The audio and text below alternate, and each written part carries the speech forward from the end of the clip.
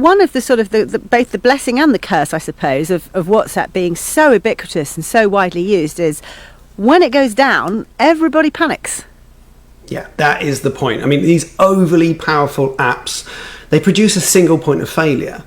That is very attractive to threat actors. So if we look at threat actors trying to disrupt communication, or for whatever motive there may be, we've created our own single point of failure. And with businesses and individuals clearly just focusing on this one communication platform, we're falling into a very difficult place. We need to have more ways of communicating, and there are multiple platforms available to us with encrypted, very secure, privacy-focused even platforms at our disposal. But I suppose the problem is what's actually behind them, and I think looking at outages, the issue is one step beyond that. Is actually there's a reduced choice in things like content delivery networks, and that causes a major disaster should these go down. I mean, on the one hand, you want everybody using your product, right? Because that's how you end up with a successful product. You know, if you're using WhatsApp and I'm using something else and Chris is using something else, it's going to be very hard for us to have a conversation. But on the other hand, you are then really a hostage to fortune, aren't you? What's the right balance, do you think?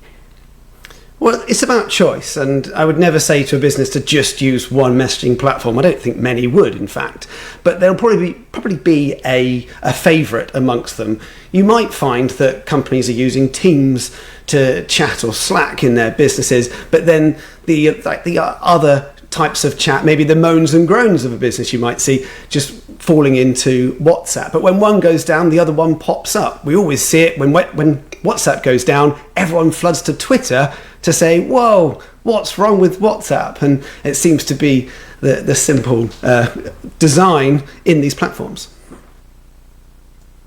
Finally this week, next time you wince at the crash test dummies taking the hit in a video designed to show off vehicle safety, have a close look at their torsos.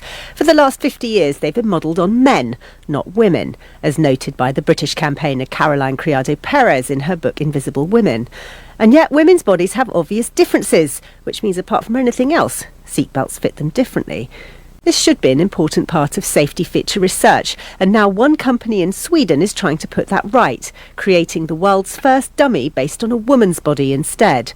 Our reporter Shona McCallum went to visit them.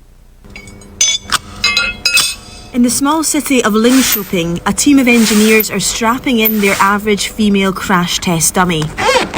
She's built from materials that mimic the physiology of the human body. Precise layers of metal and rubber make up her spine. Her sensors are on and she's adjusted. She's ready to be tested.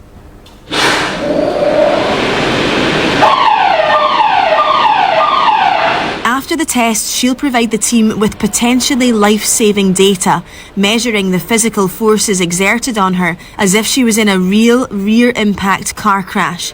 And she's the life's work of Dr. Astrid Linder. The average female and the representation of the female part of the population is missing. The reason that Dr. Linder's put so much time and energy into developing this average female dummy? Well, because when a woman is shunt from behind, she's up to 3 times more likely to suffer whiplash injuries than a man. In order to ensure that you identify the seats that have the best protection for both part of the population, you definitely need to have the part of the population at highest risk represented. Women like Susan, who was hurt in a crash recently. It was a really big shock at the time, and my daughter was absolutely crying her eyes out. Her neck was hurting. She's had a back as well. Got a stiff neck and shoulders. The anxiety of, are you going to be able to do your job because of your aches and pains? Although not usually fatal, whiplash can cause lasting, debilitating disabilities.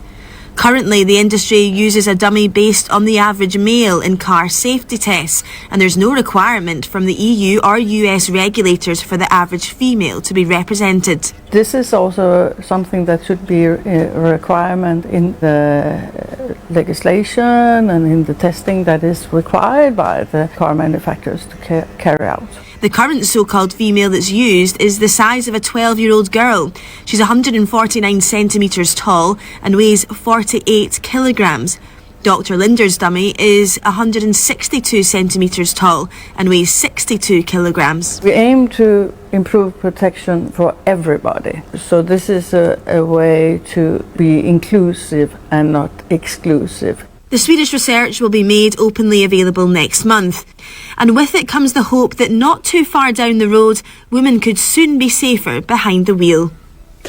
Shona McCullum reporting now with the only dummy you'll ever find on Tech Tent, of course. Thanks to her and the rest of our contributors. We'll be back with more next week. In the meantime, follow Shona and everyone else's work on Twitter at BBC Tech and me at ZSK.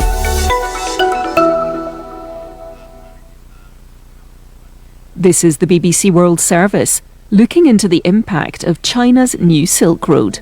In 2013, China launched the Belt and Road Initiative, establishing and expanding new trade routes reminiscent of the old Silk Road.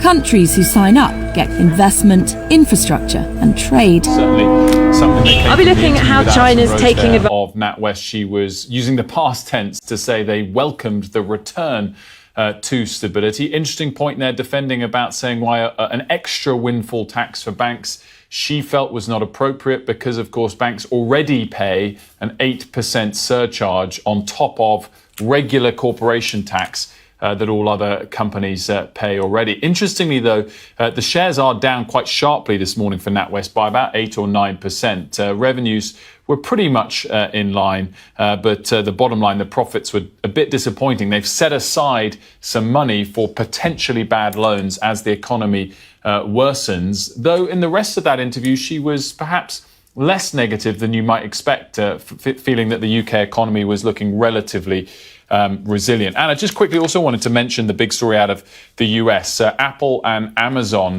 reported numbers last night, rounding off the big five of mega cap tech in the US reporting numbers this week. Microsoft, Google parent Alphabet, and Meta, the parent of Facebook, reported results earlier in the week. There's three big takeaways. Things are slowing down for everyone, apart from perhaps Apple, who showed great resilience in their numbers.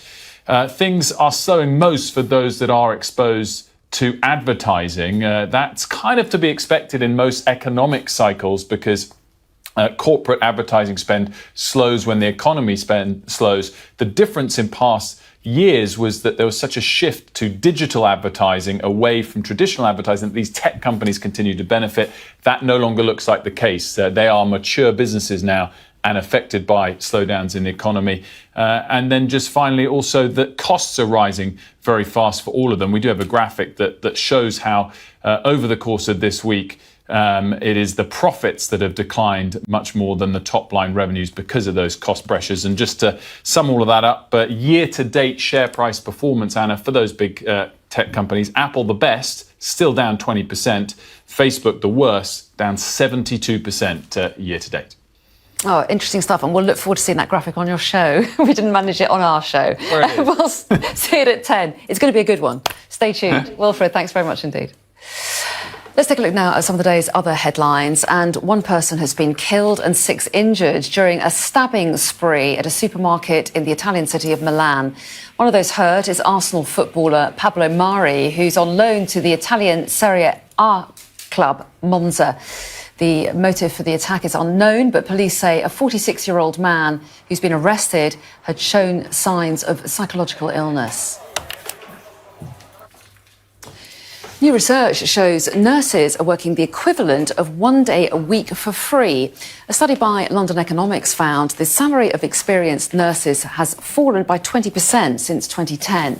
The report claims that raising wages may save the NHS money in the long run because of the high cost of bringing in foreign workers. A change in your change is coming soon. I thought that was a typo, but it is a change in your change because the first coins featuring the King's side profile have entered production at the Royal Mint in Wales. About 27 billion coins with the Queen's face are currently in circulation. They'll remain legal tender, but coins with His Majesty will be in your pockets from December. Now, just a warning that some viewers may find the content of our next interview upsetting. A Sky News special investigation has uncovered disturbing testimonies from more than 20 former patients and their relatives about a group of mental health units for teenagers. Now, the company which ran the facilities, the Huntercombe Group, has been paid nearly £190 million by the NHS since 2015, despite repeated criticism of the standard of care that it provided. Well, Nikki Borton-Smith is the mother of Amber Raymond, who blames the treatment that she received in one facility for a deterioration in her mental health. And I'm pleased to say that Nikki joins me now. Nikki, thanks so much for coming in to talk to us. I know this must be a very difficult subject for you to talk about, so we do appreciate your time. Tell us a little bit about your daughter's experience. Well, Amber had obviously been suffering a little bit with her mental health, and she'd developed an eating disorder. And she was voluntarily, she went into an inpatient unit, the Huntercombe Hospital in Maidenhead, the eating disorders unit. And really right from the beginning, I had major concerns about the level of care. I think for the first couple of weeks, they seemed to be quite flexible about letting us see her, spending time with her. But very, very quickly, things turned and they took control of everything that was going on with her. The way that they approached the eating made it almost impossible for her to make a recovery from her illness. There was a lot of punitive responses to her inability to cooperate sometimes with the programme of care. And I warned them at the beginning, because she would say to me, they're pushing me too hard. You know, she would try to make plans to progress and steps forward in her recovery. But every single time she did, it felt like everything they did undermined it. And I kept saying to them, you're pushing too hard. She's going to break, she's going to crack, and then she'll go in the opposite direction. But they were never, ever willing to listen to me. And really what happened, I saw as quite inevitable, is that she deteriorated hugely. She started to self-harm really significantly, to the point that she was really regularly trying to commit suicide every day, sometimes multiple times a day. And when you talk to Amber about that, and actually now she's been out of hospital a while, she's slowly finding the words to articulate her experience, which, like many of those girls have done, it's very, very hard to do that. But what she will say is, you know, that they got to a point where it felt like she would never escape what was really a daily living hell in that hospital. And, you know, the professionals there will probably hide, well, they hide behind mental health law. They'll say to you, well, you know, that young person is mentally ill. What do you expect? That's part of the illness. It's part of the progression. If you as a mother step in and you complain, they tell you to pretty much butt out, stop interfering, stop being controlling, stop being neurotic. And so you lose your voice, you lose your power, you lose your autonomy. And you're not really, you know, it's very hard to figure out whether you're right or wrong, but you have these really strong gut instincts, which, look, from the report yesterday, we're seeing were right all along, you know. And I think a really important point here is that these young people that have spoken out are not unique incidences. They are the tip of the iceberg. They are the tip of the iceberg. They are not just a handful out of many successful cases. I imagine if more people were able to find their voices and feel safe and secure in speaking out, we would find out that there are hundreds more cases like this. How is she doing now? Oh, well, she's come a really long way. So, you know, as a family, quite a long time ago, we decided we had to try and focus very much on moving forward with life, living all the positive moments we could, and using that for reinforcement, because the other thing that happens in hospital, of course, and if you can call it therapy, the type of therapies that were provided, it's always a major focus on all the negatives and all the negative experiences. And at some point we said, we need a shift here, this isn't working. So she's moved forward a really long way, but every day is a struggle, and she has to wake up and be brave every single day. She has been suffering with PTSD from her experience in hospital. I was able to identify that quite quickly because my brother is a Gulf War veteran with trauma. I think a lot of young people probably don't even know they've got trauma, that are suffering from it. And again, from the great piece of work that was done by Sky, we know that others have been diagnosed with PTSD. So she's been attending college for 2 years. She has aspirations to study music at university. And every day she just keeps trying. And the group, which used to own Hunter Combe, has said it regrets that the unit failed to meet the expected standards of care. Does that go far enough, as far as you're concerned? Honestly, it's a disgrace that they get away with keep repeating the same stuff over and over again. I mean, I think we know now from the report, this has been going on from 2014 at least, that we know about. And if you look back at the history, it's the same thing again and again and again. They will say, hey, I'm sorry that happened. We've taken your feedback. We're taking measures to improve. Well, actually, we put forward a complaint in 2019. They were under special measures at the end of 2019. They were under special measures in 2020. A young girl, very, very sadly, died in the unit earlier this year. That should never have happened, and in my opinion, it's criminal. And that's because they get away with keep repeating the same mantra and never being held to account. OK, Wunderke Bolton-Smith, thanks very much indeed for coming in to talk to us about Amber's experience, and we wish her well, of course. Thank you very much indeed. Thank you. And just to say that last December, the Hunter Combe Group was taken over by Active Care Group, which told us that it has robust processes in place. Dr. Sylvia Tang has been the CEO since June 2020, and they've put out a statement. She said the previous owners retain all the legal entities and associated records for these facilities prior to their acquisition. The current group is therefore unable to comment on the services provided prior to this date. Even so, we're very saddened and concerned to hear about these patient experiences. And the previous owners, Ellie Investments Group, said it regrets the hospitals, which were independently managed, failed to meet the expected standards for high quality care. So that's what they have to say about that. And just to say that if you've been affected by this or want to talk to someone, you can call the Samaritans for free on 116 123 or email joe@samaritans.org. Let's find out what's happening in the world of sport now. Here's Eleanor. This Sky News Sports Bulletin is brought to you by Vitality. Getting more people more active. Live life with Vitality. I'm Natasha White and I got back up from EDS and FND. I get a lot of dislocations and they're a pretty regular occurrence. I think full dislocations are a lot more under control than they were a few years ago. Tend to get full dislocations a few times a month across different joints. It varies, but I get partial dislocations pretty much every day, and that's widespread across most of the joints in my body. Most of my dislocations, probably around 80%, happen while I'm asleep, when I'm not paying attention to what my limbs are doing and what my muscles are doing.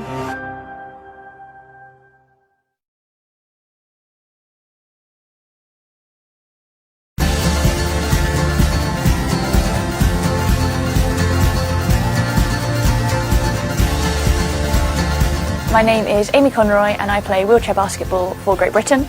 I'm a 3-time Paralympian and above me, amputee. Is there anything that you want to learn? I mean, one that always looks useful is picking up a ball against the wheel. That is a snazzy one. Yeah, to impress people, impress the boys. So basically, if the ball is loose on the floor, you use the momentum of your wheel, hold it on the push rim. Okay. So if there's a loose ball, you kind of gain a bit of extra time. Yeah. And you can work with speeds.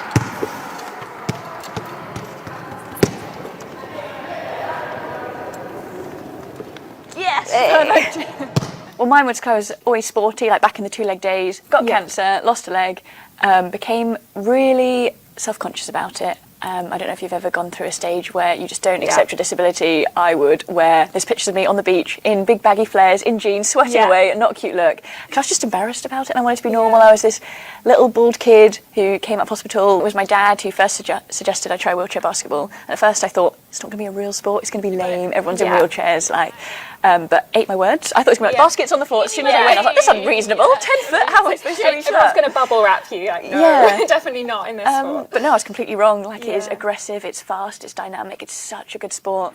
So if I'm on defence, oh no. And if we stand like side of the key, basically, principles of defence, I just want to mirror everything you do. Okay. So you know what you want to do, I want to stop you, so I want to copy what you do and then stop what you do. Okay. So so it's all like little movements, so I just want to copy. And then offensively, if you notice you're a bit ahead of me, you can... This Sky News Sports Bulletin is brought to you by Vitality.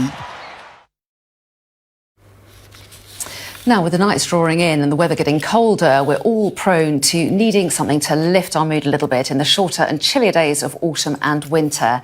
And research shows that a simple smile may be enough. I'm joined now by the broadcaster and author Katie Piper to tell us a little bit more.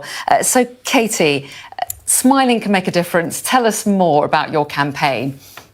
Yeah, that's right. I've teamed up with Belvita to launch the campaign Smile Spreaders. And it's all about, like you said, measuring the impact of positive energy and trying to pass on that positivity. And we've done that by celebrating 4 local heroes and the amazing work that they do in their community.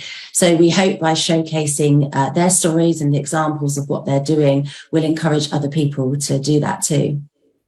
So what's it about? Basically, just telling people to smile and it makes you feel better. Is that the essence of it? Yeah, so the people that we met, we celebrated them by doing this beautiful portrait series. The pictures you're seeing now on the screen were taken by celebrity photographer, Dr. Andy Goetz. And we all got together and did these pictures and we swapped stories. So there were some amazing people. We had a lady called Sam Pritchard that launched a campaign called Cards Against Loneliness, where she'd encouraged young people in her community to write to older people that were suffering from social isolation. Then we had a completely different campaign from a gentleman called Stefan Simonovitz, which is called Take One, Leave One, where he set up rails on the pavement outside local churches and encouraged people to leave coats, which originally started for homeless people to be able to take a coat. And then in the community, everybody got involved and they were leaving one, taking one, and no questions asked. Children were allowed to take them on the way to school. And just seeing these people doing these different things was encouraging this to spread within the local communities. And like you said, particularly in these sort of colder, darker months in the autumn and the winter, when it's sometimes a little bit more difficult to feel that way. Well, yes, exactly. And some people have really real concerns, don't they? Especially at the moment. The winter months also mean higher energy bills. People are worried about that. I mean, how can you lift your mood just with a smile when you've got really big problems? Do you think it can make a difference? Yeah, absolutely. I think you're right. There's a lot of things going on in the world at the moment that are weighing on everybody's minds for various different reasons. And I think that's why positive energy is more important than ever, because, you know, focusing on our mindset and trying to turn things around and be an optimistic person goes a long, long way. And I know that myself in my own recovery, that sometimes it's those dark times that pull out those characteristics of us and we can underestimate our own strengths. So I would love other people to come on this journey with us, and I'd love them to submit their local heroes. Maybe they've got someone in their community they feel should be platformed and should be celebrated, and they can do that by using the hashtag Belvita Smile Spreaders on social media, and we will share their stories.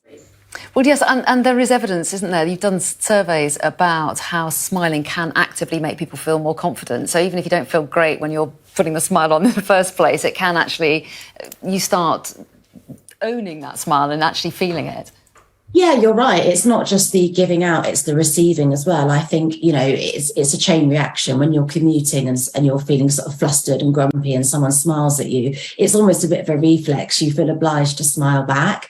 And I do think you're right. It's correlated to confidence because somebody gave you their time. Somebody acknowledged you in a positive way rather than a negative attacking way that often happens on that stressful morning commute. So I definitely think you see that Mexican wave effect when you give and receive those smiles. Okay, well, on that lovely image, Katie Piper, lovely to talk to you, and thanks for putting a smile on all our faces. Thanks very much indeed. Thank you, Anna. Now, the production of the first coins featuring King Charles's portrait has started at the Royal Mint. The new 50p coin, which honours the new monarch's late mother, the Queen, will go into circulation before the end of the year. Sky's Becky Cottrell went to the Royal Mint for a sneak preview. History in the making, quite literally. These are the first coins featuring King Charles III. And these 50-pence pieces also pay a special tribute to his mother. The reverse is a replica of the coin produced to celebrate her coronation back in 1953. So anyone under 50 will only have ever seen Queen Elizabeth II on their coin. So significant moment today where we're putting a new monarch into that circulation. So it's quite common for male monarchs not to wear a crown on their coinage. It happened to his father, his grandfather. When they were on coinage, there was no crown. If you're particularly observant, you'll notice that His Majesty is facing the opposite direction to Queen Elizabeth II on the coins that we currently use. That is in keeping with tradition when there's a new monarch. The portrait was designed by sculptor Martin Jennings using photos and was personally approved by the King. It has to be an image that will persist over the years and that will represent the generality of what people imagine monarchy to be about. So it's not just a portrait of him, it needs to contain the role. We'll still have coins with the effigy of Queen Elizabeth II. They'll only be replaced once they're worn or damaged. But you won't have to wait long for these, which could start appearing in your change in December. Becky Cottrell, Sky News, the Royal Mint. Now, the artist Ed Worley has recently turned down a six-figure sum from a gallery to show his work. He says art should be for everyone, not just the privileged. Life has at times been tough for Ed. He spent 8 years living on the streets, struggling with drug addiction and poor mental health. Pleased to say he's here with me now to talk a little bit about his artwork. But tell us how you got there, first of all. A really tough 8 years living on the streets then. Yeah, so it's not as kind of clear-cut as just being out every day. It was back and forth to home and the difficulties that come with drug addiction and alcohol abuse. But it's a brutal existence. It's lonely. But I don't look at it in a negative view anymore. I look at all of that experience in a very positive way because I use that in how I create every day and how I live my life and just the lessons I learned from it. And were you creative in that time as well? I tried to be, yes, but suffering from psychosis on a daily basis, it's incredibly difficult to concentrate on anything. I tried, but I failed in a big way with that. But how helpful has it been in your recovery and moving on? Incredibly helpful. Yeah, my creativity, the process of it has saved my life, and I can't put it any more blunt than that. It's so important to me, and I use it on a daily basis. The process of being creative allows me to live within a specific moment instead of my mental health getting in the way and living in the past or living in the future, because there's no space for anything else apart from purely focus on what I'm doing at that time. And I think we've got some images of your artwork. So, but put it in your own words. How would you describe your art? Chaotic urban pop art, basically. It's my mind poured onto a painting, onto a canvas.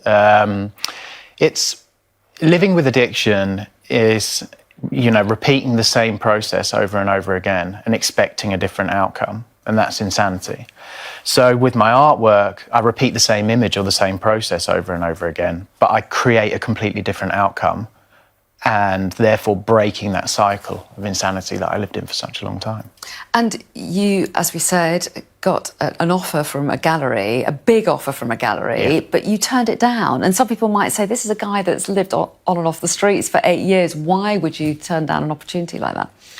Well, I met the team at the Qantas Gallery, and it was an instant connection. And, living with addiction and where that took me, that's all about complete isolation. So the opposite of that is human connection. And with what the path I was going to take, I feel like I would have just been a number within that process. And as I said, the process of creation and creating every day, that kind of outweighs the outcome. So whereas it's not just about numbers with me, it's about the whole thing in general. And they really understood that at Qantas Gallery. And and they allow me to be completely creative with what I want to kind of pursue with my work. And And yet galleries allow people to go and view your work. That's kind of sharing with people. So was that not the issue? No, it was more about the level of output and what it was going to, and how's the way to say it, just the final product. That's what it was going to be. And yeah, there was large sums of money involved in it, but it's not all about that for me. It's about keeping my mental health intact, being able to look after my family, which is my most important goal, and being a good father.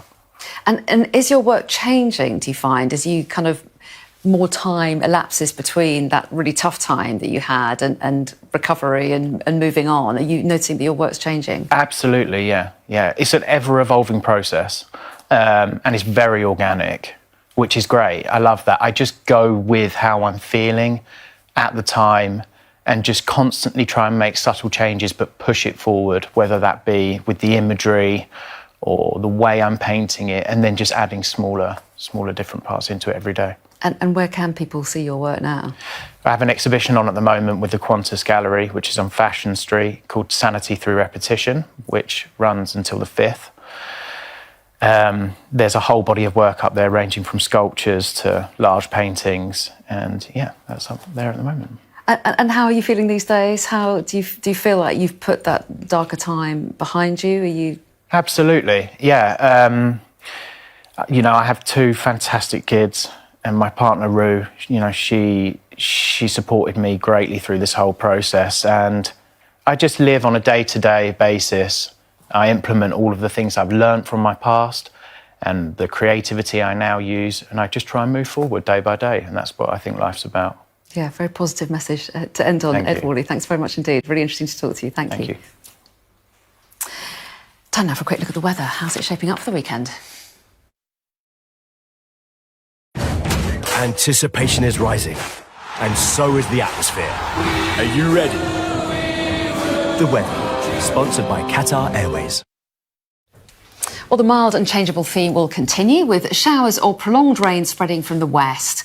It's a mild, wet and windy start for many, with coastal gales around the Irish Sea, but it's drying up from the southwest.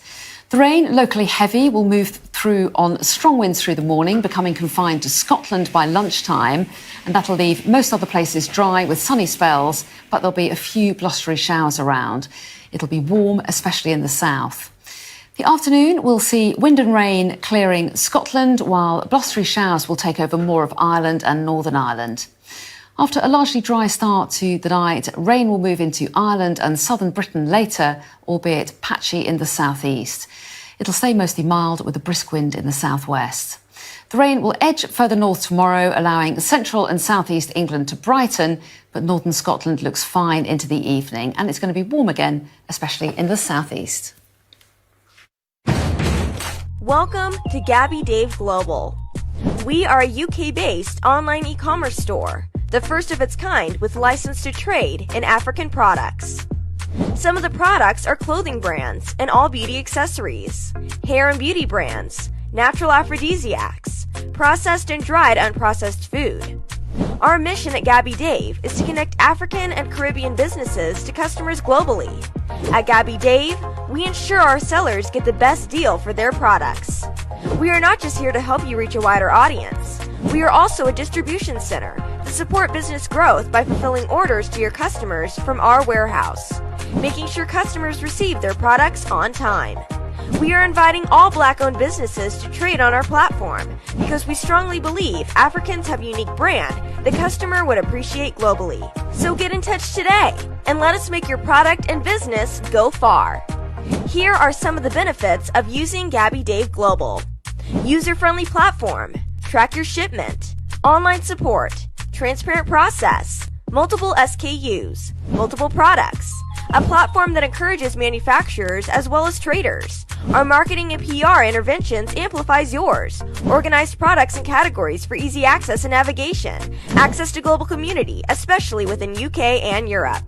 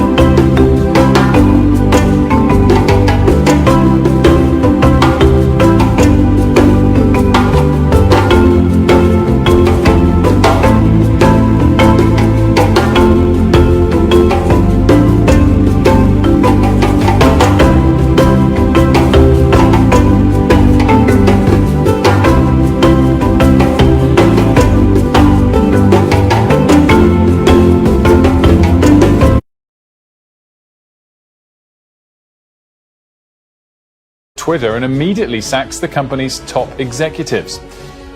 Amazon shares drop more than 15% as the big tech giant warns of a weakening global economy. NatWest's chief executive tells Sky News banks are already paying significant taxes above other sectors as it upgrades its financial expectations for the year. And a different ballgame, how the founder of Gymshark went from working out of his garage to opening a flagship store in central London.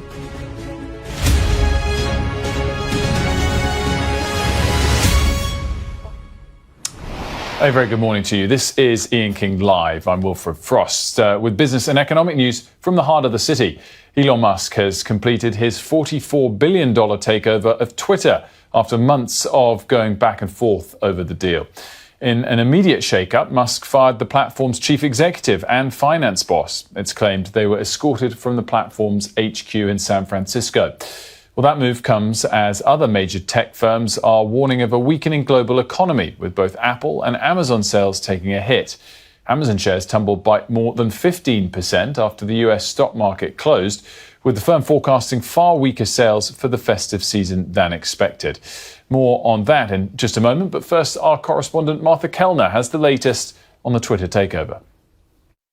We're expecting Elon Musk to return to the headquarters of Twitter here in downtown San Francisco tomorrow to address staff in a town hall style meeting where he'll hear their queries, perhaps even their concerns about the future direction of this organisation under his guidance. And it will be interesting to hear what sort of a response Elon Musk receives, particularly in the wake of him getting rid of some of those major lieutenants in this organisation. And I've seen staff this evening, Twitter staff, outside the headquarters in tears. So there are clearly major changes afoot. And it's important to note that this has been a long time coming. Elon Musk first made an unsolicited bid for Twitter back in April. He's been dropping crumbs of information since then on what he expects Twitter to look like under his control. Less moderation, he's been suggesting, of what users are allowed to put on the platform. But he did tweet this week, Twitter obviously cannot become a free-for-all hellscape where anything can be said with no consequences.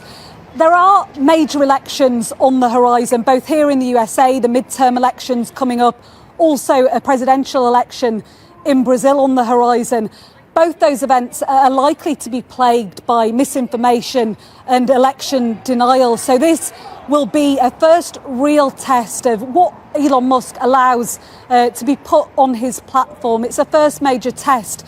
We'll find out very soon where exactly his red lines are. Martha Kellner there. Let's discuss that takeover and the broader tech earnings season. Joining me now, Dan Ives, Managing Director, Senior Equity Analyst at Wedbush. Dan, great to see you. Thanks for joining me. Great to be here. Thanks. Let's touch on this Twitter deal first of all. Clearly, it's been a crazy back and forth and much in the headlines for various reasons. But what's your take on the price that Elon Musk ultimately has paid for Twitter? Yeah, look, in my opinion, it's going to go down as probably the most overpaid tech acquisition in the history of M&A. I mean, he's $44 billion for an asset that we think is worth probably about $25 billion. Look, he got into a deal he couldn't get out of, got cold feet, and ultimately now is going to own Twitter. And for Musk, ironically, the easy part was buying Twitter. The hard part's going to be fixing it. Really interesting, Dan. And clearly we've got a temperature check on tech more broadly in the US this week. Let's touch on Apple first of all. Biggest company in the world, reported numbers last night. Did they manage to display resilience that no other company has managed to show?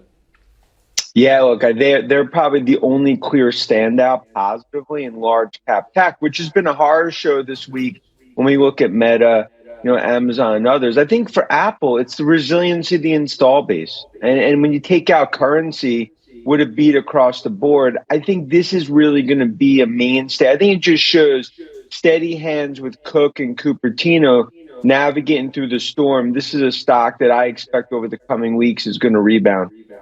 And if we try and draw the takeaways on the negative side across the other big four, Microsoft, Google, Facebook and Amazon. What were there common negatives across them, or are they individual stories? I think there's a bifurcation that's happening in tech. I think relatively cloud is holding up well. We saw that a little bit with Microsoft, Google. Even the AWS number was pretty impressive despite missing. But it's the consumer. I mean, you look at digital advertising right now. I mean, this is a cold, dark winter in terms of what's happening. That's really hurting. You see it's hurting Google. It's hurting, obviously, Meta, which is its own sort of separate train wreck situation. Then with Amazon, the e-commerce piece. And look, I think after these companies have really spent like 1980 rock stars, they're now going to have to tighten their belt, and we're going into a softer climate. So touch on the Amazon number, because we obviously got that late last night, and they're a commerce company that everyone knows so well. Does that bode badly for more broadly other parts of retail, or is it more Amazon specific? Look, I think for Amazon, I think Jazzy ultimately inherited a bloated company. And when you go into the December quarter, I mean, look, that outlook was a Friday the 13th. I mean, it was a horror show in terms of that guidance. Shocked the street on e-commerce, softer than expected going into holidays. And this is after also they just run 2 Prime days.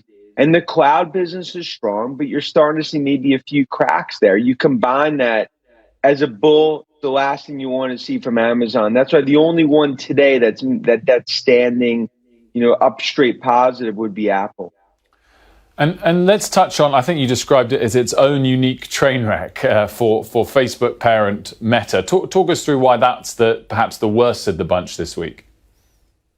Well, I mean, right now, that's really, with Zuckerberg, it's really resembling more of a Ted Stryker 1980 airplane movie. I mean, you have massive social media headwinds at a time that they're basically putting all their effort to the metaverse, which is 3 to 5 years away. Does not instill confidence. I think that's going to continue to decline. TikTok's a major competitive issue. The problem here, Wilf, is that they're focused on the metaverse, where their core golden install base right now, they're not doubling down on. So that's why Zuckerberg, if you look, this is going to be, I think, some dark days ahead. And if you listen to that conference call the other night, man, that's probably one of the worst conference calls I've heard in 22 years of doing this on Wall Street. And just finally, Dan, to wrap things up, I mean, I guess over the last decade or so, all of these companies have been exposed to such amazing secular growth stories. Their industries were growing regardless of what the economies around them were doing. Are they all now mature businesses? And if the economy turns south, so do their share prices? Yeah, look, I think essentially the clock struck midnight on hypergrowth, and now it starts to get into more mature growth. And then that's ultimately really going to come down to how these management teams navigate. Do they cut costs, get through this rough patch to ultimately maybe reaccelerate on the other side? I think the blooms come off the rose for Wall Street. You've seen these stocks continue to lead. They're going to continue to be there, and I think Apple and Microsoft and some others could emerge. But no doubt, I mean, for the next 3-6 months, it's going to be some darker times for big tech, which they have not experienced for the last decade. Dan, great to see you again. Thanks so much for joining me. Yeah, great. Thank you. Now, the CEO of NatWest has told Sky News that the most important thing for businesses and households across the country is economic and political stability. Speaking to me earlier, and the full interview is coming a little bit later in the day, Alison Rose defended the industry's current tax contribution as well. On taxes, the banking sector already pays significant taxes. We have, normal taxes and the bank levy that has stayed in place. So we're paying more tax than any other sector and more tax than the financial services sector in other countries. So I think what's really important is, a strong performance from banks is good for the economy. We can support our customers, and we need to make sure we remain competitive and an investable sector for people. So, and we're already paying significant taxes above other sectors already. It's so important that we have stability. If you are a business owner and a household, uncertainty is really difficult. And we've seen a massive drop in business confidence caused by uncertainty, instability, that huge volatility in the swap curve that was created. None of that is good. And for businesses and households, what you want is economic stability, political stability and certainty. So we're very pleased that there is more of a calmness, less volatility in the market. That's really important. If you're a business, deciding to make investments, you're not going to do that unless you have some comfort on the outlook going forward. So, a period of economic stability, political stability as we navigate the macroeconomic trends that everyone's facing is really important. CEO of NatWest there. We'll have more of that interview to come later on. NatWest, just one of a number of the UK banks that have been reporting earnings this week. Let's discuss all of them with the head of investment at Interactive Investor, Victoria Scholar. Victoria, great to see you again. Let's touch on NatWest actually individually first, because the tone of the interview was relatively upbeat. The numbers weren't too disappointing. Why is the NatWest share price down 8 or 9% as it is this morning? Hey, Wolf. Yeah, so we're seeing that shares have sunk to the bottom of the FTSE 100. Quarterly profit actually fell short of expectations while revenue came in line. It withdrew from the Republic of Ireland, which was as expected, and it made increased provisions for bad debt, which appears to be a major theme this earnings season for the banks, with rising risks of default given the sort of volatile and shaky economic outlook. I think the remaining government stake also is a key overhang for NatWest, and the stock was down just by 1% over the last year. So it's performed pretty well compared to some of its rivals, but after today's slump, it is now underperforming the FTSE 100 so far this year. And what's the theme from, we've heard from other banks this week, from Barclays to Standard Chartered. Are they experiencing similar common themes like that, particularly that aspect of provisioning for more potential bad loans in the year ahead as the economy turns out? Well, I think the biggest theme this earnings season has been rising interest rates, which has helped to boost their net interest margins, so how much they earn in terms of loans. So Standard Chartered and Barclays, for example, they managed to beat thanks to higher net interest income, which is, of course, on the back of higher interest rates driven by the combative policies from the Bank of England and the Fed and the others to try to curtail inflation. And that's helping to see some of these European banks catch up with some of their Wall Street counterparts. And in particular, it's helped some of their credit card products. So in that respect, it's those banks with more of a retail leaning that have done particularly well and are perhaps a good hedge against inflation. But on the other hand, there are concerns about a deteriorating economic outlook. Of course, the recessionary environment tends to bring about more and more defaults, which banks are having to set aside greater provisions for. And then another big theme has been this year's market volatility, which has brought about a slump in M&A and IPO activities. So banks like Barclays, which have a bigger investment banking unit, they have been seeing less corporate activity and less fees generated through that division. Victoria Scholar, thanks so much for joining me this morning. Very much appreciated. Worth noting as well that the broader FTSE 100 is lower today, as are US futures, quite significantly lower, given some of those disappointing earnings that we were mentioning earlier, like Amazon, which is down double-digit % in the pre-market. Let's bring you some developing news from the Old Bailey this morning. And a woman who was found guilty of murdering and decapitating her friend in order to inherit her estate will be sentenced today in televised proceedings. And our correspondent, Shaman Freeman-Powell, is outside the Old Bailey in central London for us with the latest. Shaman. Yes, good morning. That's right. So Gemma Mitchell will be sentenced here today at the Old Bailey. Yesterday, she was found guilty of not only murdering her friend Mi Kuan Chong, also known as Deborah Chong, but also for decapitating her body and driving 200 miles to Devon to dispose of it. And during the trial here at the Old Bailey, prosecutors described Deborah Chong as a vulnerable woman, someone that was dealing with mental health issues. But despite this, she was still someone someone that believed in charity and was a giving friend. And they say that this is what Gemma Mitchell preyed on. The two had actually met at a church group, and prosecutors say that during the course of this friendship, Gemma Mitchell had convinced Deborah Chong to pay around £200,000 towards renovating her £4 million property, as she was experiencing financial difficulty in paying to do so. But just days before Deborah Chong was murdered, Deborah had changed her mind about giving her friend this money, and prosecutors say that this is where their friendship turned sour, because on the morning of June the 11th last year, Gemma Mitchell was seen walking towards the direction of Deborah Chong's property. She was captured on CCTV carrying a blue suitcase, and hours later she was seen leaving the direction of Deborah Chong's property, still carrying the suitcase, but this time it was visibly much heavier, and prosecutors say that's because the suitcase had Deborah Chong's remains inside of it. The prosecutors say that Gemma Mitchell then caught a cab back to her home, and that's where she kept the remains of Deborah Chong for 2 whole weeks before decapitating her body and then driving 200 miles to Devon to dispose of it. It was then that holidaymakers taking a stroll stumbled across the remains of Deborah Chong, and a few metres away her head was later found.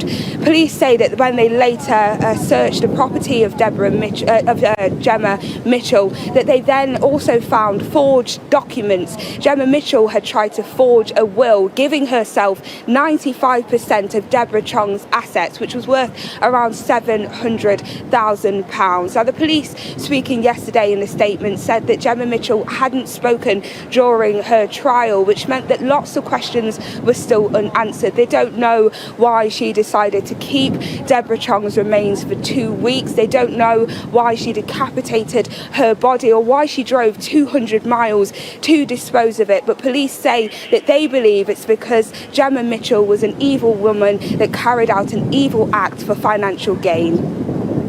And Shimon, talk us through as well the significance of the fact that this will be a sentencing live on television.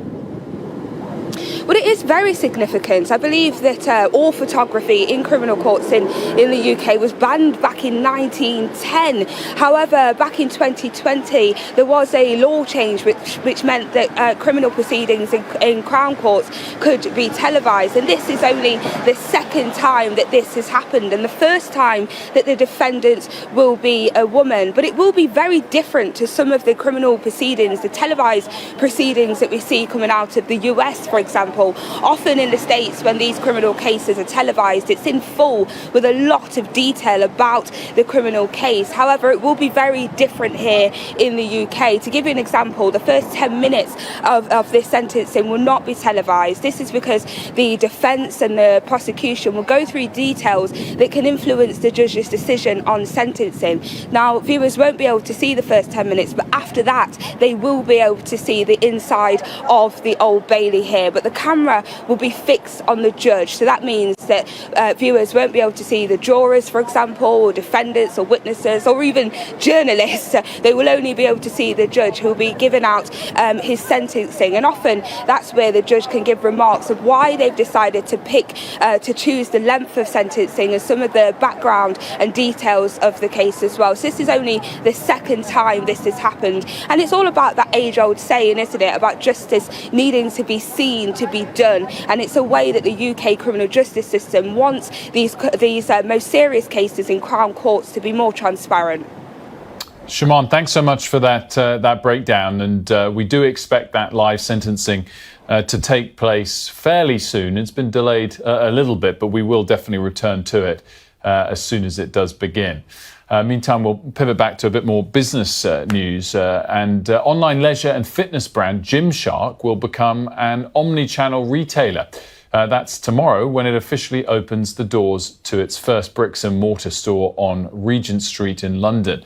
It's a big move for the company, which is just a decade old, founded by British entrepreneur Ben Francis from the bedroom of his parents' home. I went along to the flagship store in Regent Street to talk to Ben.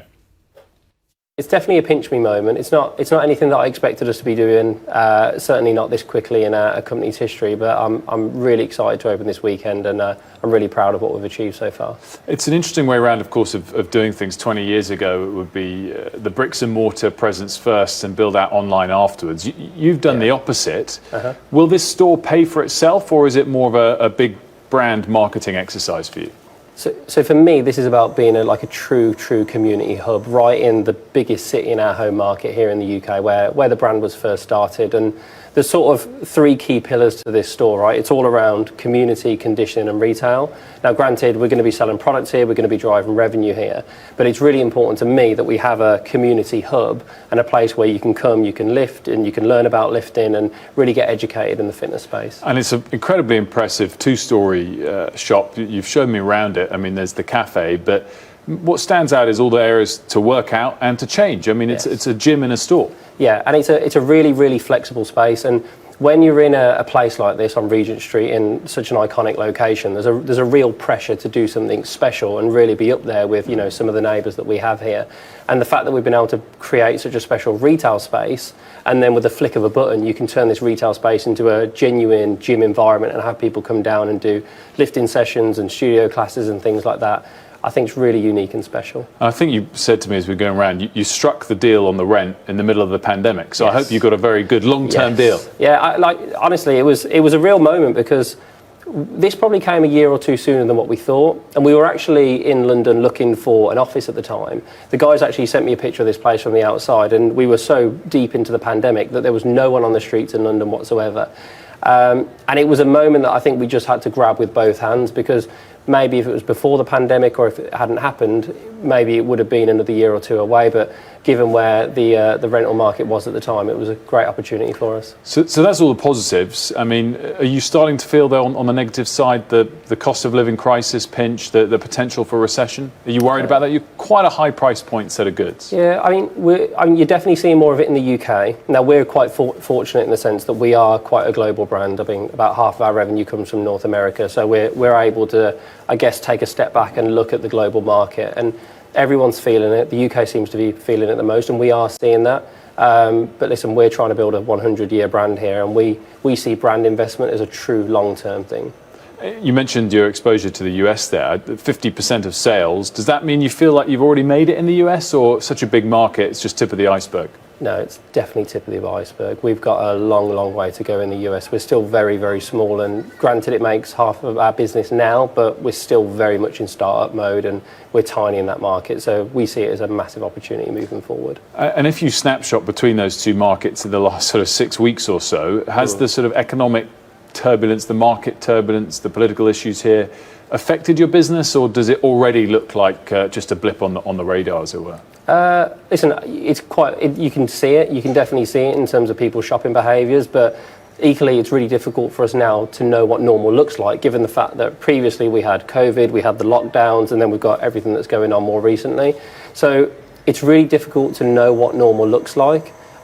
Fortunately for us, we're still a growing brand, and there's still tons of people visiting the website, and I guess the reaction that we've had in the run-up to the launch of this store here in London has been absolutely outstanding. And you're 30. I mean, it's remarkable what you've achieved at such a young age. And yet you're also pretty experienced now in the business world. You've done lots of different roles within your company. How does the relationship go with your private equity backers? Do you find it easy to stand up to them, to disagree with them where necessary? Yeah, I mean, they're absolutely great. So General Atlantic invested into our brand about 18 months ago. Their UK office is literally a stone's throw from here, which is great. I'm in conversation with them all the time, and they're super supportive, and we're really aligned about building a truly long-term brand here. Yeah, honestly, I couldn't speak more highly of them. Well, the private equity investors around the world will be flattered by that compliment. And then just finally, Ben, I mean, extraordinary rise clearly changed your financial circumstances in an enormous amount. Do you think that has changed you significantly? I would say the business's rise has given me opportunities that I never thought I would have. I've definitely seen parts of the world I never thought I would go to, and I've had the opportunity to meet some really cool people that I've really been able to learn from. And then I think when we actually did the General Atlantic deal, I think there was a moment there where I was sort of wondering, like, what would life be like afterwards, and would I still maintain the hunger that I had when I was a teenager in the West Midlands, sort of hand sewing some of these early products. And I'm really happy to say I still love what I do more than anything. I feel like I've got the best job in the world, and I still definitely have the exact same hunger that I had at 18 years old. Ben Francis there, and the Gymshark store, the first of its kind, opens tomorrow on Regent Street. Still to come here on Ian King Live, we'll bring you some more of our interview with the NatWest chief executive the day they reported their results. The shares down about 8 or 9%. The FTSE is down about 1%. We'll be right back.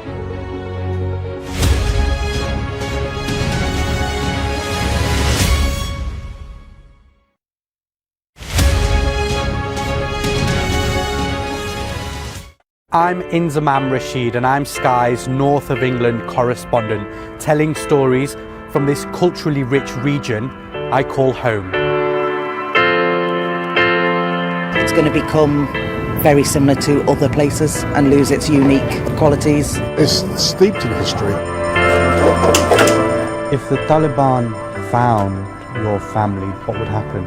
I think they're just going to straight away execute them. There are issues of racism in all levels of cricket. I was on the balcony a couple of times. I was nearly gone. Football is a joy to watch, and when people are disappointed, you can feel the hate.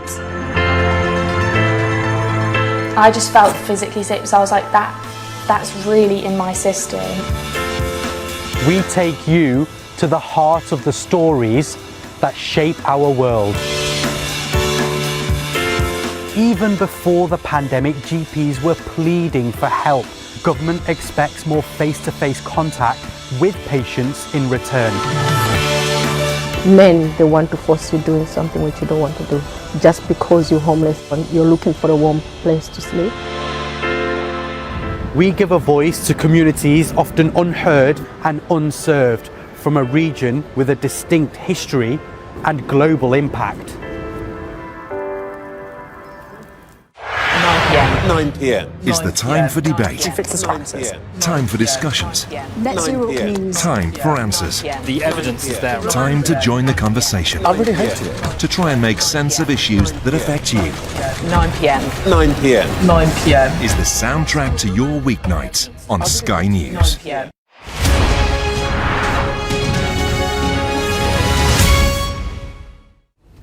Welcome back. The CEO of NatWest has told Sky News that the most important thing for business and households across the country is economic and political stability. I caught up with Alison Rose this morning. She also defended the industry's current tax contribution, as well as talking about the economic outlook. I began by asking her whether she welcomed rising interest rates.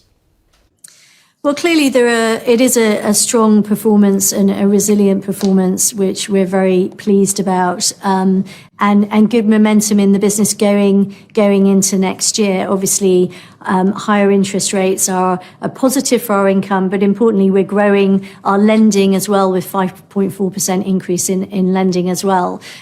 What it means is the bank is in a strong, resilient position in order to support our customers in what is a very challenging economic environment for them as well. So making sure that we're in a strong position so we can continue to support the customers, consumers, households and businesses navigate the period ahead. As you mentioned, the lending increased, the volume of loans increased. Does that suggest that, in fact, this quite negative outlook for the economy that we've all been discussing in recent months is a little overdone in your eyes? Well, there are clearly challenges ahead. I mean, we're seeing with higher interest rates, higher inflation, that's causing a squeeze on disposable income and reserves for people. And the uncertainty that we've had recently in the UK as well has weighed on business confidence. But what we are seeing is a really good resilient performance. The 5.4% increase in lending growth we're seeing across our consumers, with good growth in mortgages, but also in business as well, as people are continuing to grow their businesses. We've seen very strong growth in climate sustainable funding and financing. We're at 26 billion of our 100 billion target that I announced last July, and we've seen good growth in the mid-market. So, there is good activity. Businesses and households very resilient. There is a good buffer, but people are facing uncertainty. But that good growth, I think, is a positive. And for us, lending responsibly, continuing to put credit into the economy in a responsible way is really important to help people navigate the period ahead. Let's touch on mortgage customers in particular. How concerned are you for them, and particularly those of them on floating rate mortgages as these interest rates continue to rise?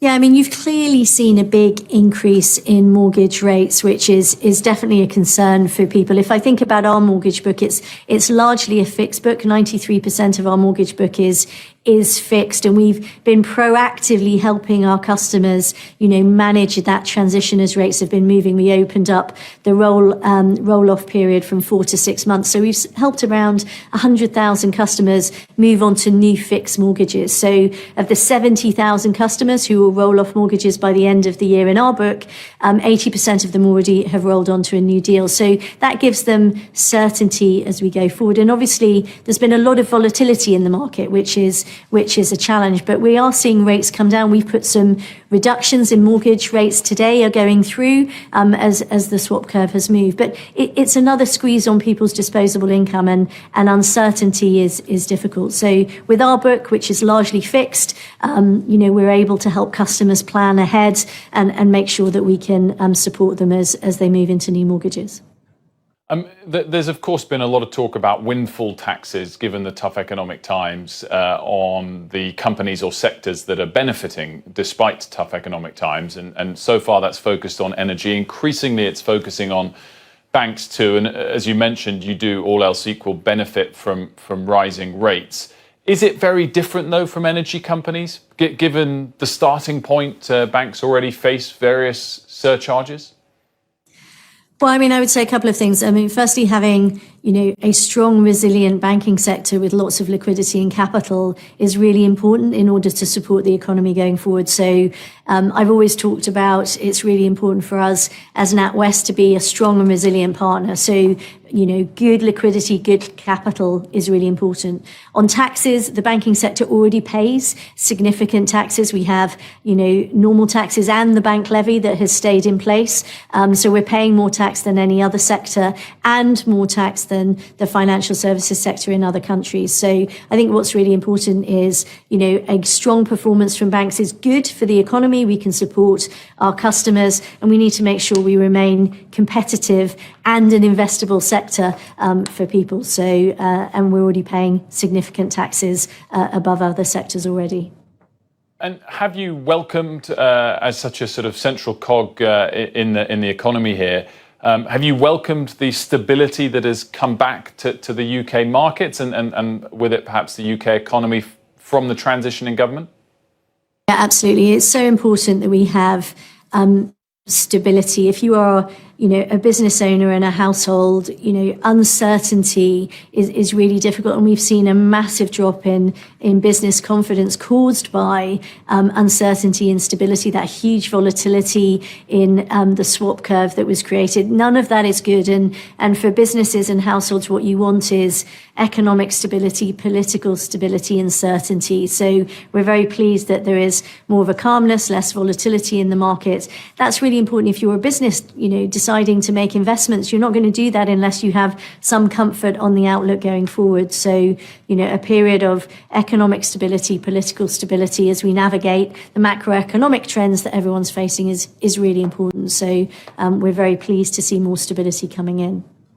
And so stability is back, as you mentioned, but to what extent, Alison, when we saw that spike in volatility in the middle of September, were you reminded of the financial crisis of 2007 and 8? And did it make you reassess the risks that your bank is exposed to make sure that we wouldn't go through the same sorts of challenges as we did back then? Is there a risk of another financial crisis?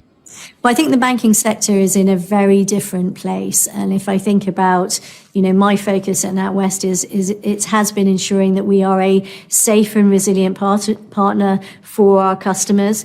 We have very high levels of liquidity. Our CET1 ratio of 14.3%, high liquidity, a resilient and well-diversified loan book means that we are well positioned to deal with the volatility that comes. Clearly, what we were seeing over the last few weeks is extreme volatility, particularly in the price of gilts and what was happening on the swap curve. And that volatility is very difficult and very stressful, but the bank is in a very strong position. We stress and test our bank to make sure that we can respond very well and that we are there to support our customers. So I think it's very different. The banking sector, the financial services sector is in a completely different place to the global financial crisis. Clearly, there are economic cycles, there are macroeconomic challenges, but the banking sector is resilient, well positioned, which is important to support customers and the economy as we navigate through the times ahead.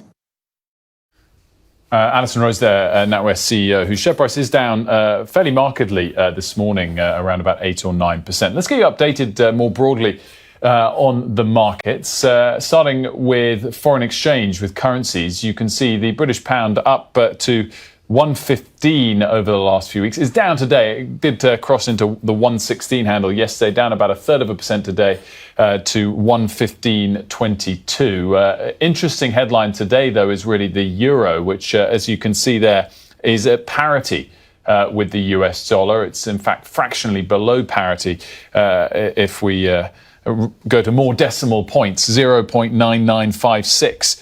The headline, of course, coming from the ECB yesterday. The European Central Bank did increase interest rates by 75 basis points, but the commentary guided to the likelihood that they might pause from here, and that softened the euro over the course of the last couple of sessions. Just worth noting as well the fact that the last time the euro was down near parity to the US dollar was SendWave, you can send money to Ghana, Nigeria, Kenya, Uganda and Tanzania. And the best part is SendWave is absolutely commission free. Our exchange rates are excellent. You can see for yourself by checking them out on our website. So how do you use SendWave? SendWave is an app that you can download onto your phone from the App Store or Google Play Store. The app is free to download. After downloading it, just open the app and enter your name, email and phone number. That's it. You're good to go. Make sure you use the promo code SR. S for Starr, R for Radio. This promo code will give you £5 free credit to send to Africa on your first transaction. Your money will be delivered to your recipient within seconds. Feel free to call me on 0749 7377 647 at any time. I'll be happy to tell you all about SendWave and help you in any way I can. Remember to use the promo code SR for £5 free credit. Medasse.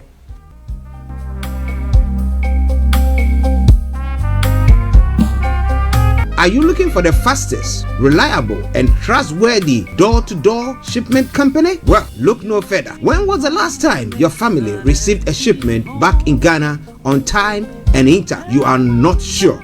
Well, Lamb Shippers, we pride ourselves with being the fastest, reliable, and trustworthy shippers you can use. You are assured of a prompt pickup anywhere in the UK by our personnel. They also make sure your items are well packaged to get to its destination in time. When it comes to door-to-door shipment, look no further. Well, Lamb Shippers, contact us on 07939009321 or 07498911820. Or you can visit our website www.welllamp.co.uk. You can also drop us a mail, info@welllamp@gmail.com. Well Lamp Shippers, fast, reliable, and trustworthy.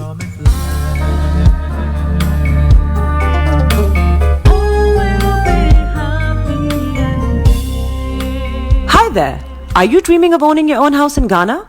Then you will need a well-documented piece of land that is free from troubles. I highly recommend My Africa Property for any size of land that you will need. With My Africa Property, lands are available in Pram, Sopoli, Tohenia, Ogome, Dodova, Winneba, and many other locations at affordable prices. These locations are about an hour away from the airport, only 35 minutes from the motorway, 10 minutes drive from Central University College, 10 minutes drive to the beach, and close to Prum Prum Senior High School and Ghana Men's Soccer Center of Excellence. For more details, visit our website www.myafricaproperty.com or call our UK office on 0208 123 2523. For our US and Canada offices, call us on +1 585 184 994145. You can also email us at ghana@myafricaproperty.com. Getting onto the property ladder has never been easy until now. Join us this and every Thursday from 7 p.m. to 8:30 p.m. live on the Property Hour Show on Starr Radio UK, where we talk to mortgage brokers, property developers, estate agents, landlord, tenant, property consultants on how to invest or get into the property business and make money. You can't afford to miss this. The Property Hour Show is your best source into the property industry. 10, 9, 8, 7, 6, 5, 4, 3, 2, 1. And the morning show.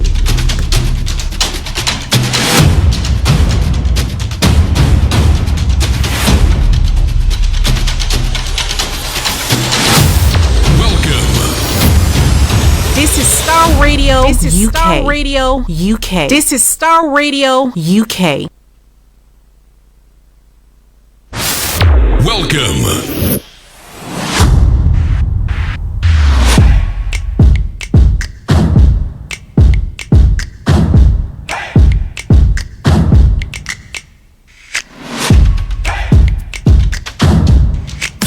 Broadcasting worldwide, online 24/7. Enlighten your day with Starr Radio.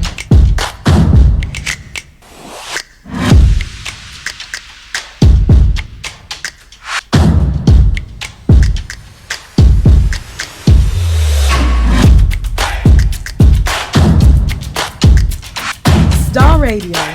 Radio for the people, by the people.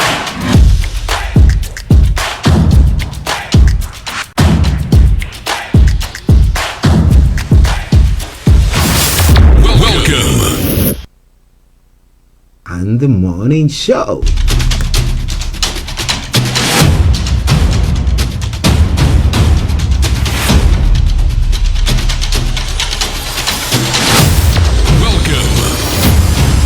This is Starr Radio. This is UK. Starr Radio UK. This is Starr Radio UK.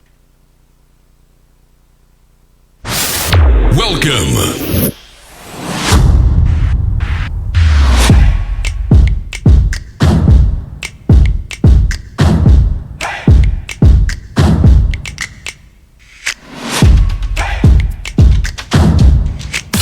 Broadcasting worldwide, online 24/7.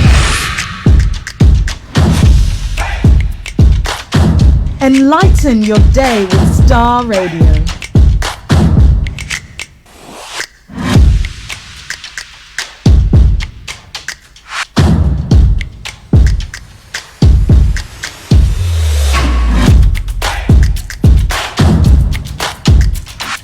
Starr Radio. Radio for the people, by the people.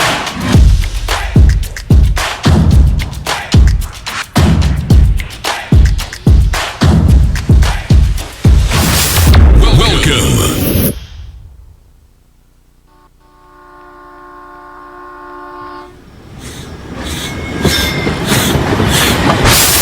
Welcome. People, the train is about to leave the station. All aboard! I'm riding with Jesus on the hallelujah train. The devil can't stop me. No, no, for I am heaven bound. Though the road may be rocky, oh, many trials gone through. Oh Lord, I'm riding with Jesus. Yes, on the hallelujah train. All around the world. worldwide online 24/7. It's bound for glory. This is Starr Radio. Train I'm riding, carry the pure. Say I'm riding with Jesus on the hallelujah train. This train is bound for glory, yes, and it's a hallelujah train. I'm riding, we tell the glad story, of how we overcame. The angels wings folded, as we gather round the throne. Oh Lord, yes, I'm riding with Jesus, good Lord, on the hallelujah train.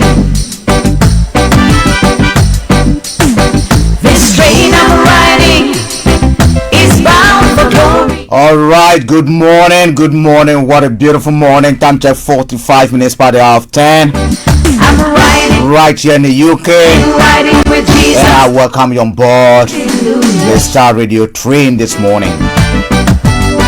The 28th of October, Jesus, 2022. on the hallelujah train. I say good morning to you, my brother Phyllis. Can't stop me. Archie Speedy Recovery, good morning.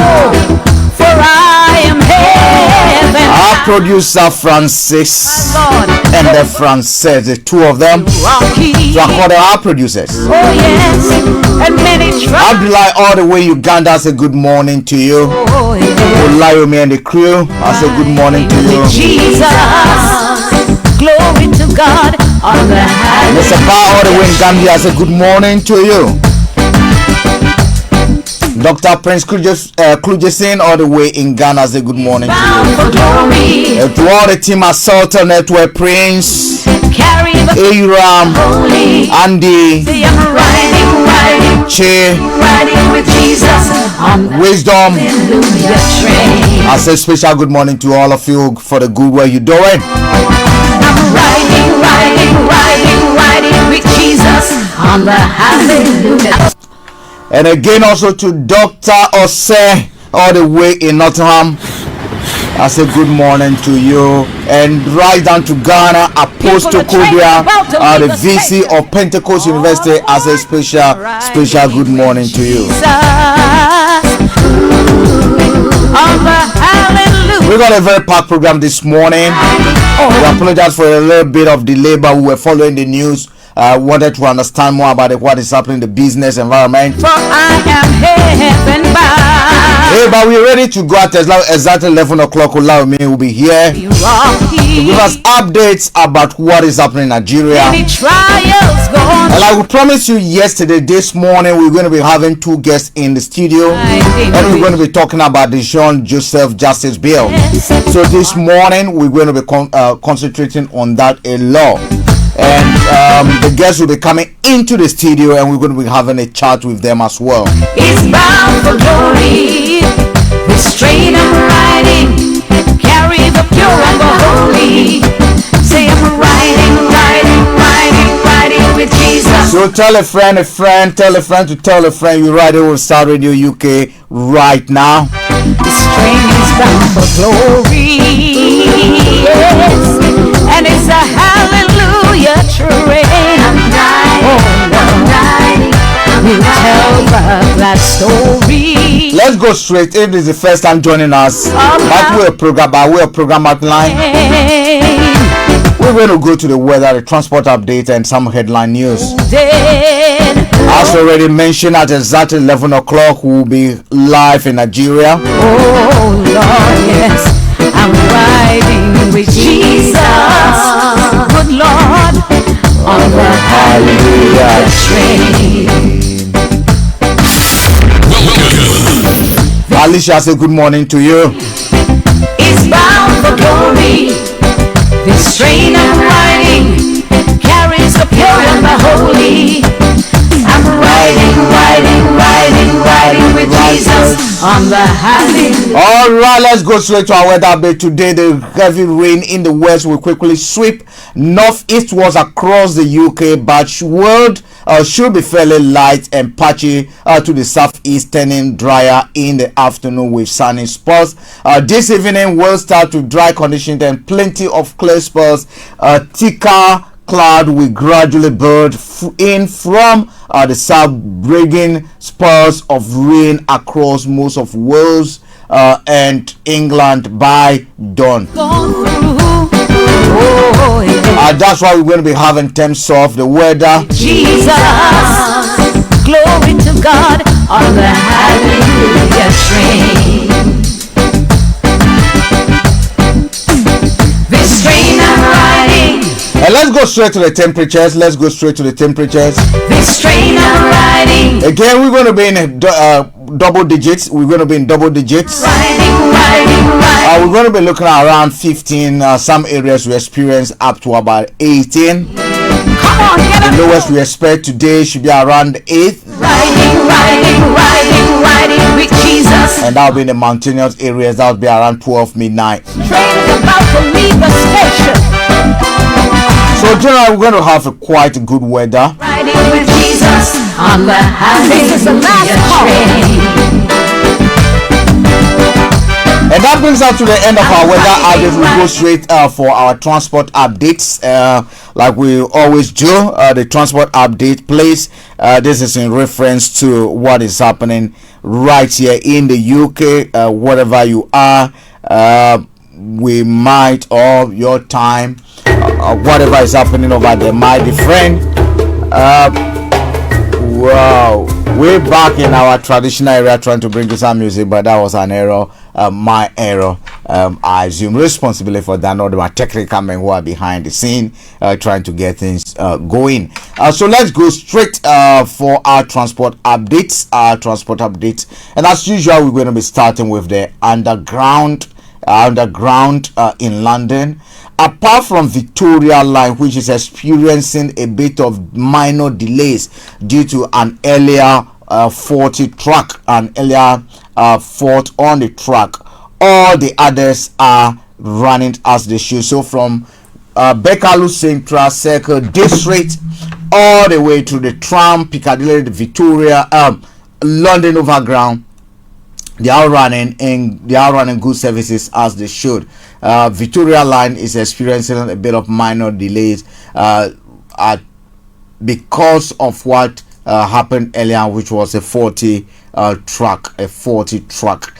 We got a bit of closures on some of stations at the Morning Crescent, somewhere near the Morning Crescent. If you're heading towards Camden area, you do have a bit of that Morning Crescent station is closed. But apart from that, we do not have any major incidents to report on all other stations. When we come to the buses, no major incidents apart from the few the few roadworks, mainly because of utility activities that you experience across most of this area, most of London. When it comes to the traffic, we do have a bit of closures. So on A13 we experience a bit of closures. A4, A41, Central London route, and on South Circular we do have a bit of closures. On A406 we do have serious delays as well on that route. When it comes to our river buses, the ferry, as we Woolwich Ferry has special service, one boat service as we may call it, Apart from that, the cable line, we do have good service, and other river boats also have good service. On the national rails, we do have a bit of service interruptions, and I advise you do check before you travel. That brings us to the end of our weather and transport update. We're going to go for a quick music break, and when we return, we will proceed with our program. We're going to go for a quick music break to allow us to basically adjust ourselves after these commercials, and then we'll proceed with our program.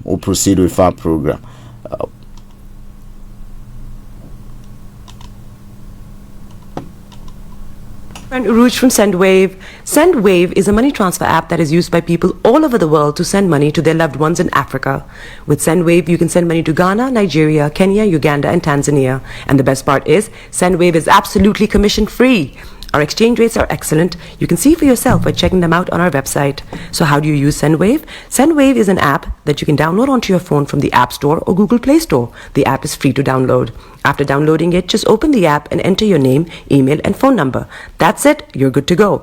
Make sure you use the promo code SR. S for Star, R for Radio.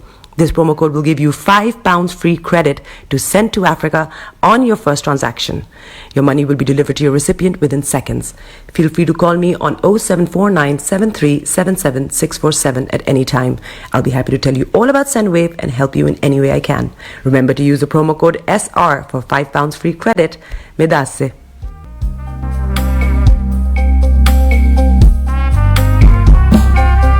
Are you looking for the fastest, reliable, and trustworthy door-to-door shipment company? Well, look no further. When was the last time your family received a shipment back in Ghana on time and in time? You are not sure? Well, Lamb Shippers, we pride ourselves with being the fastest, reliable, and trustworthy shippers you can use. You are assured of a prompt pickup anywhere in the UK by our personnel. They also make sure your items are well packaged to get to its destination in time. When it comes to door-to-door shipment, look no further. Well, Lamb Shippers, contact us on 07939009321 or 07498911820. Or you can visit our website www.welllamp.co.uk. You can also drop us a mail, info@welllamp@gmail.com. Well Lamp Shippers, fast, reliable, and trustworthy.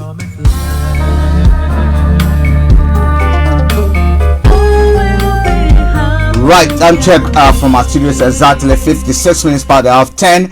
Because of our time, we're going to go straight to the headlines before Layomi join us at exactly 11 o'clock.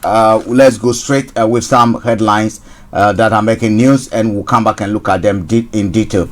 Senegal NGOs urge Macky Sall to give up the third mandate. Ivory Coast welcomes French warship to fight with troops for training. Uganda's health ministry assures Ebola virus outbreak under control. Dr. Congo army clashes with M23 rebels around strategic Eastern Highway. Western Sahara Security Council urges resumption of talks. We're going to be looking at that. So we do have a French warship that has landed in our part of the world. What are they looking for? But the South Africa, Ramaphosa condemns U.S. security alert warning of attack in Johannesburg. Rex, yesterday we had that of coming from Nigeria, where Lai Mohammed was actually basically condemning the U.S. and say, hey, nothing is going to happen. The security alerts are fake, and it's not going to happen. Nigeria is secured, well secure enough. Here again, we have the U.S. issuing another alert. And this time, it is the president of South Africa who is actually calling the bluff and calling the U.S. an insensitive nation and telling them what you're doing, what you are saying is not on. We'll look more into that story.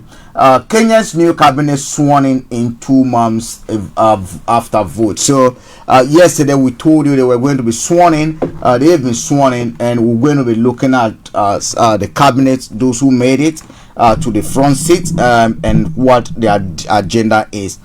Peace and Security Forum ends in Dakar. We're also going to be looking at that.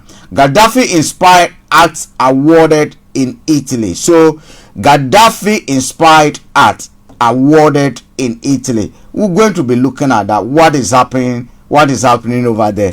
We know Gaddafi and Berlusconi were friends. Sarkozy were also friends. There's a song that I'm going to bring you which has to do with Gaddafi, and that's about my brother Black Rasta all the way in Ghana. I hope you're doing well, bro. We'll be in touch later. All right, so those are some of the headlines coming from Africa. We'll look straight again. Headlines over here whilst we wait for that time on top of the hour for Laomi to join us to go straight to Nigeria. Elon Musk completes 44 billion Twitter takeover. So now he owns one of the biggest social media. You know what? This guy is just an interesting guy. Whether he started renovating Twitter office or whatever you call it, he's actually holding a toilet, a sink. He carried a sink into Twitter headquarters. As to what he's going to do with the sink, we actually do not know. We will be talking more about that. The bed is freed. That's why we've been told. He tweeted the bed is free, which means that free from control. Are we going to see Donald Trump back on Twitter? Are we going to see Donald Trump back on Twitter?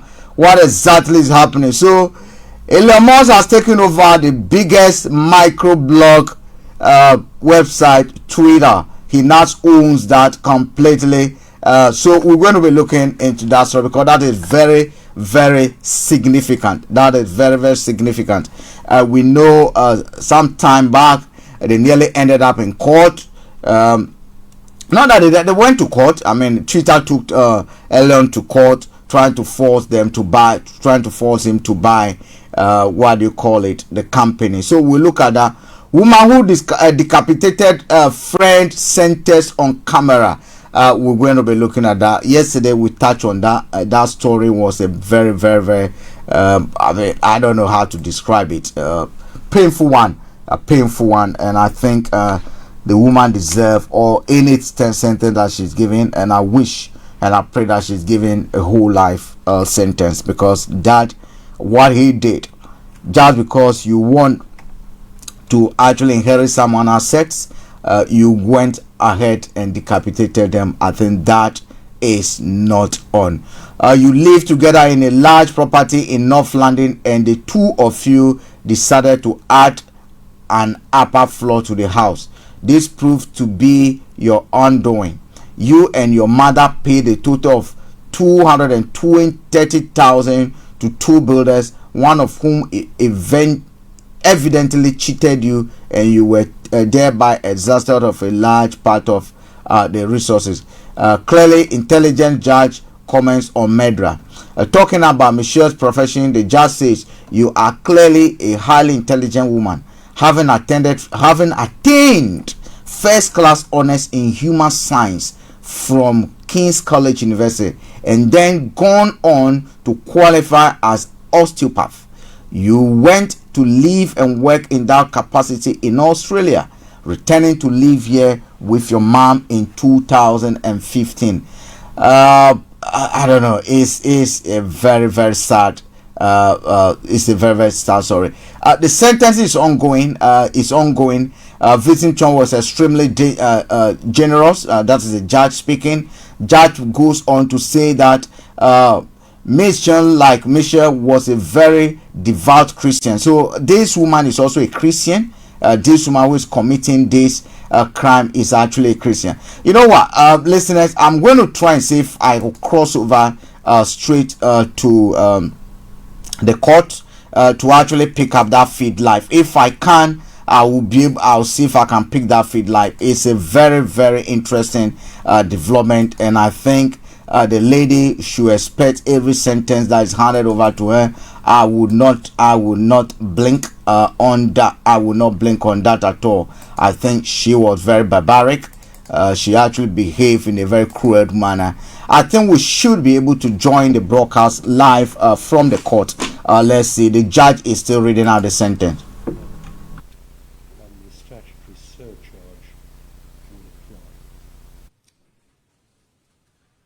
Please take the defendant downstairs.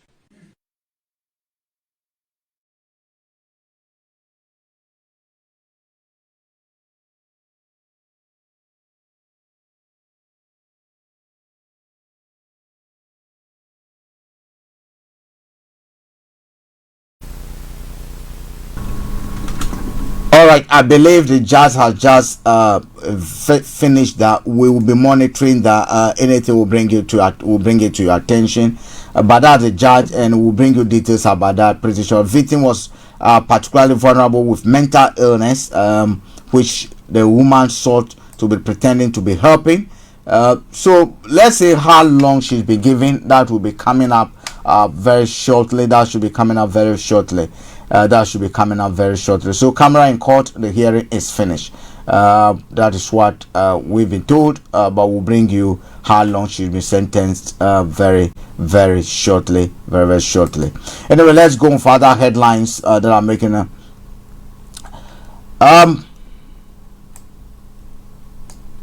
Russia deploys more than 30 drones in 2 days. That is what Zelensky is saying. I wouldn't bring my family here, says hospital medic. We'll go into that. Is it the UK or is he working somewhere that said he will never bring his family? He's actually sleeping basically on a couch, and we'll look at that. King Charles 50p coin struck for the first time. So the king's head is now outdoored, and very shortly we should be seeing it on our currencies. We should be expecting a welcome Olaimi any moment from now to join us for updates from Nigeria. But before then, let's see what he's posted, and then we also look at some headlines from Nigeria as well. All right.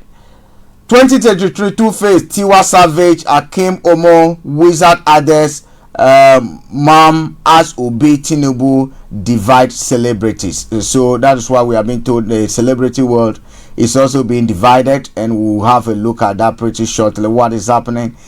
Who is taking what? Are they just doing it for doing sake? What is influencing their support for whoever they are supporting? That is a question. The question is about what is influencing them. My question is not about who they are supporting.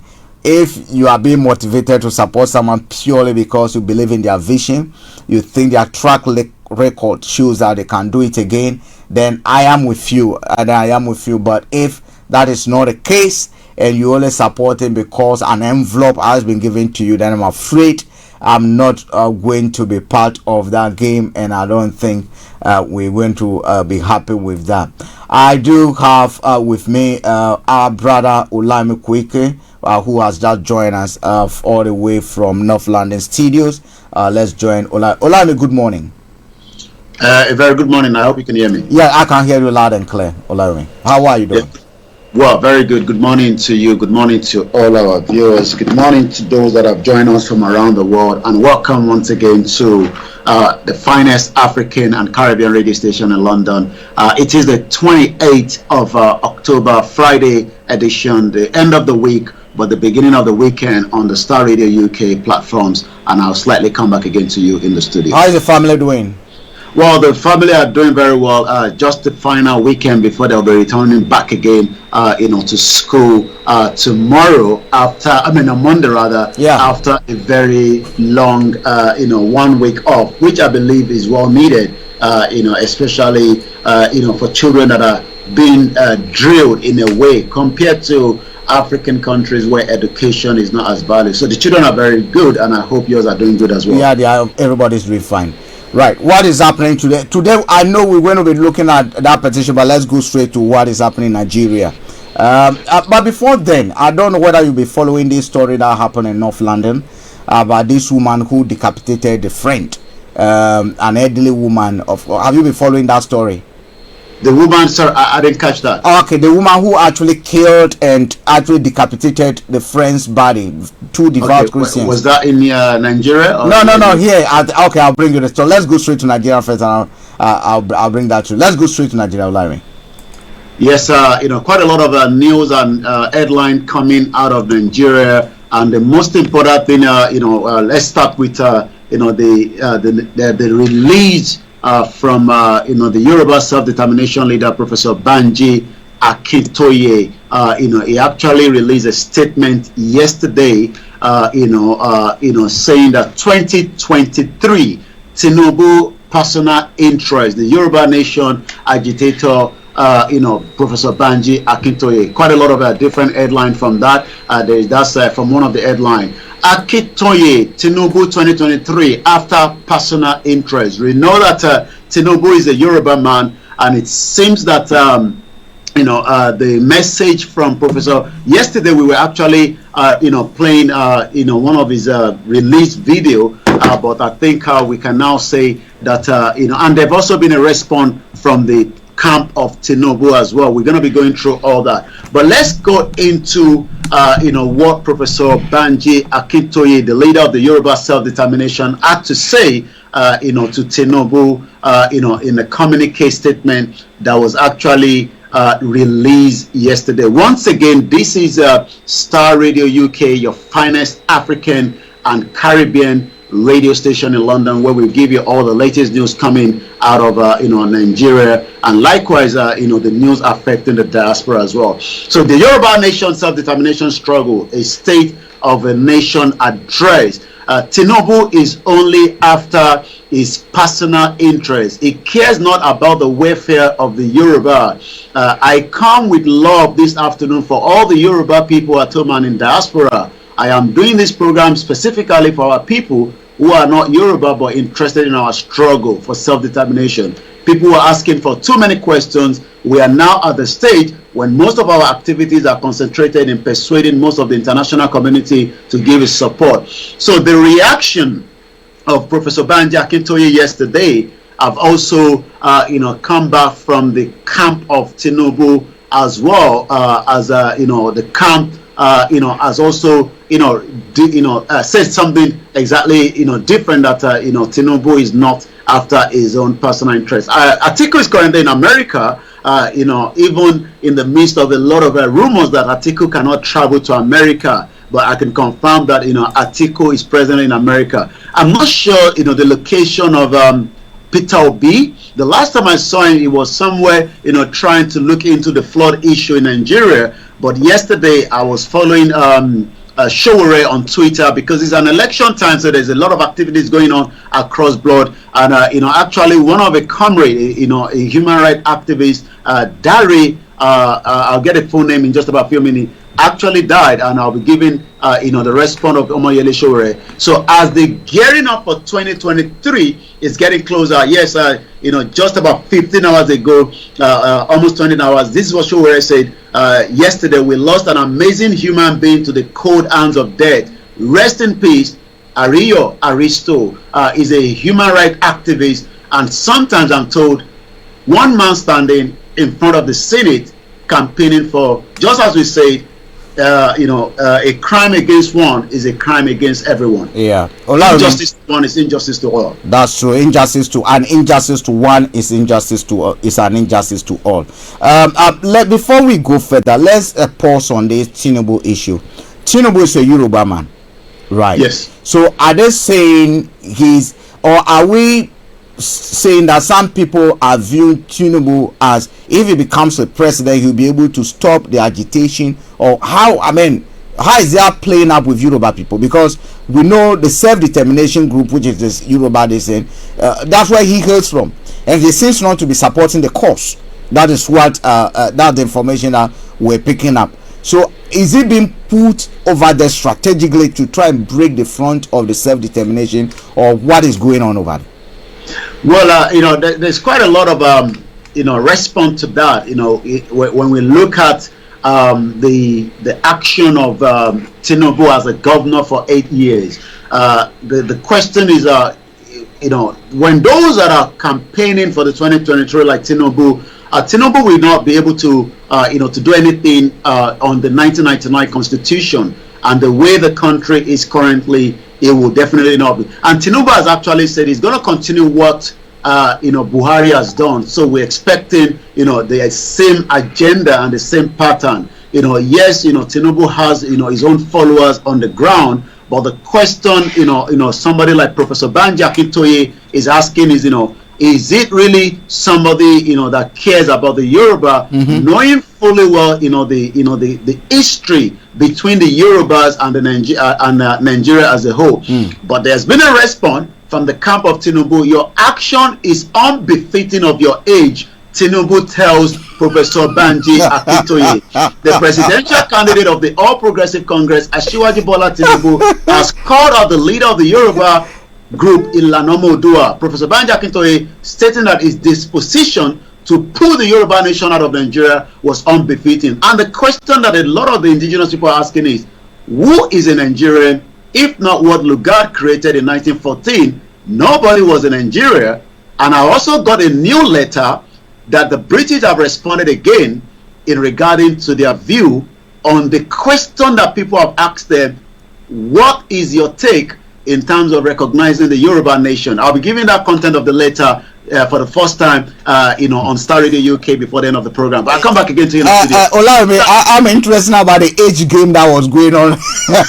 one grandfather accused another grandfather of. Well, I mean, when you look at Professor Banji Akintoye, an historian, he's 87, yes. And Tinubu, we don't know his age. It seems there's a lot of changes on his biography on the Google where his name has been. Tinubu is about 70. He can't really tell us how old he is. Yeah. But it seems that Tinubu is not taking that, and he has actually responded as quickly as possible. Tinubu, who stated this in a statement that was issued by his director of media and publicity, Tinubu Shetima presidential campaign, Bayo Ononuga, was reacting to Professor Akintoye's allegation that Tinubu presidential ambition was self-serving. Akintoye had on Thursday said the Yoruba people have decided that they want their own country, and we have decided that since 2019, and there's no looking back. We want a Yoruba nation now. That is the decision of the overwhelming majority of the people. However, there are some of us who think that they don't a lot of things for some political friends in Nigeria, and they want to earn the benefit of it.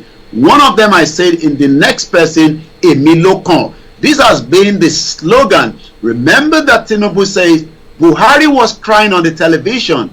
I actually pull him, and Emilokon literally means it is now my own turn. So you can see that the Ononuga, in a response, our attention has been drawn to the unfortunate, misdirect, misplaced, divisive statement credited to Professor Banji Akintoye, in which his group is threatening to pull the Southwest out of Nigeria. To be candid, there are several agitation groups in the Southwest and in other part of Nigeria who wrongly think the best way to demand for justice and fairness is through the breakdown of the country. I'm not sure what Ononuga means by that, because when you look at it, in the right settings, the indigenous people have the right if they decide they don't want to be part of the country. But an interesting thing in that submission from him is that he has admitted in that statement, he has actually sided with the agitators. Although he is against the approach, he has admitted in that statement that there's injustice that is ongoing on, the unfairness that is ongoing on. Because he said, that statement is saying that, he said, look, they see that the only way to address the ongoing injustice. So the question then is, those in government haven't acknowledged that there's injustice, unfairness that is going on, which is actually pushing some people to ask for self-determination, go for their country. What have they done as a government to be able to address those issues, apart from sending armed gangs to attack, to arrest, and to kill the leaders of those groups? What have they done? That is the question we should be asking the government now. Because if they have acknowledged that, look, these people have a case, the only thing we do not agree is that the way they're trying to address it. How are you addressing this as a government? That has not been answered by the government. Allow me. Well, you're quite right, and I've got the letter. I'm sharing the content of the letter for the first time on Starr Radio UK. This was actually sent to me, 2 days ago, but I've been, so busy we couldn't discuss it yesterday. This was addressed again to the Foreign and Commonwealth Development. This time around, addressed directly to Vicky Ford, the Member of Parliament, the Minister for Africa and Latin America and the Caribbean. And this was dated 31st of August 2022. And again, it goes like this: the UK government shares your constituent concerns about the range of the security challenges in Nigeria faces, which includes violence in the Southwest. This is having a devastating impact on the affected communities. The UK government condemns all violence against civilians in Nigeria, including that which affect the Yoruba communities. While security in Nigeria is the responsibility of the Nigerian government, I would like to reassure the constituents that I have discussed their response to insecurity with the Nigerian authorities on a number of occasions. Most recently with the Foreign Minister Oyema, Vice President Osibajo, when I visited Nigeria in February. I also raised the issue with Nigerian National Security General Mongono during the inaugural dialogue of the Nigerian UK Security Defense Partnership in February.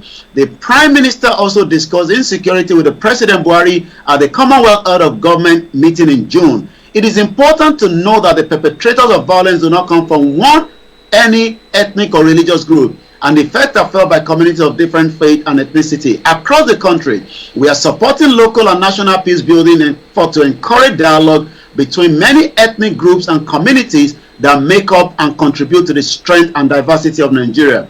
Finally, your constituent call for the UK government to recognize an independent Yoruba nation. The UK government respects the territorial integrity of Nigeria.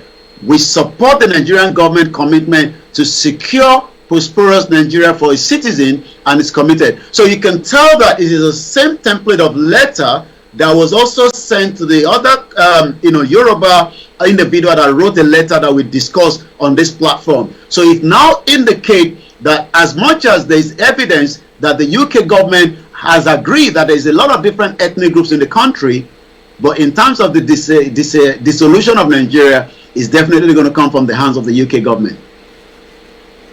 They wouldn't want to be part of it. They were those who pierced Nigeria together with glue, with what I called some minor glue, and that glue, I think the expiry date has actually come and it's not holding together again. They don't want to be part of whatever goes on in Nigeria again. But look, if a people, we say no nation on this planet, including even UK, became a nation without struggle, agitation. In fact, the Welsh were somewhere, the Scottish were somewhere, and even as we speak, the Scottish are actually trying to go their way. If you look at Northern Ireland, as of yesterday, they couldn't form a government after months of negotiation struggles. People say we don't want to be part of the Sinn Féin. DUP didn't want to be part, and as we speak now, within the next 6 weeks or 8 weeks or so, an election will come. It's all about struggling for what they want. Some people want to be part of Europe. Some people want to join hands with their Northern Ireland counterparts. Some Irish Republic. Some people say no, we want to be part of the UK. So the struggles continue, and I don't think they should be able to stop the people if the people are determined. If the people are determined to have their own, you cannot force horses to drink water, even if you take them to the riverside. Olami, let's go back to Nigeria, please. Well, let's go back to more other headline. It seems Lagos State Governor has now put together 423 firemen to boost the firefighting capacity, especially that in the last couple of weeks we've seen a couple of fires in some of the market in Lagos State. I was actually watching the video that was released from Lagos State where the vehicles, I think about 62 fire engine, a very good one. We hope they will have enough water inside when they are called into operation. The UK licenses 91 Nigerian doctors in 15 days as more Nigerians are using opportunity to flee and look for greener pasture. The United Kingdom General Medical Council has licensed fresh 91 Nigerian trained doctors. According to accreditation of the 91 doctors occurred over 15 days between October 10 and October 25th. So you can tell that 91 Nigerian doctors that should be serving Nigerians at home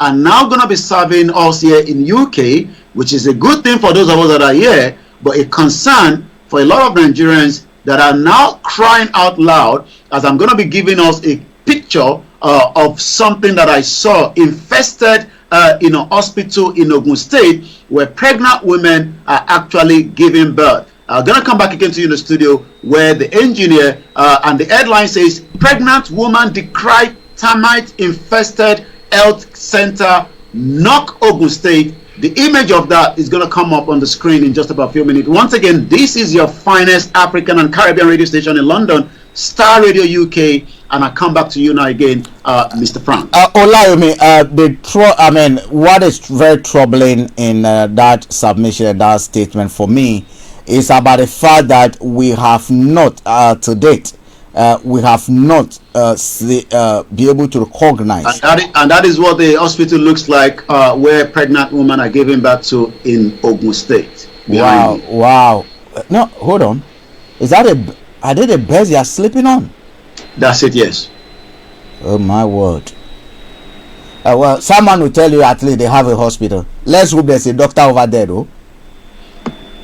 Well, let's hope the doctor are not one of those that have actually been accredited here in UK as well. And they call this place a doctor, and they call this place hospital. Yes, this is an hospital. Yes, it is. Yeah. God save us. So,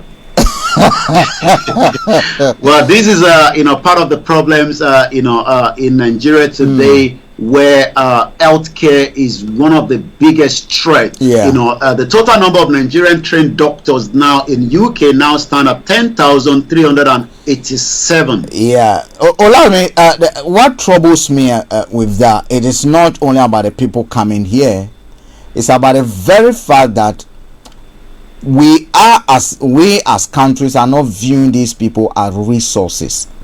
Why do I say that? If we cannot provide job for them, why don't we legally come into an arrangement with the UK and other countries?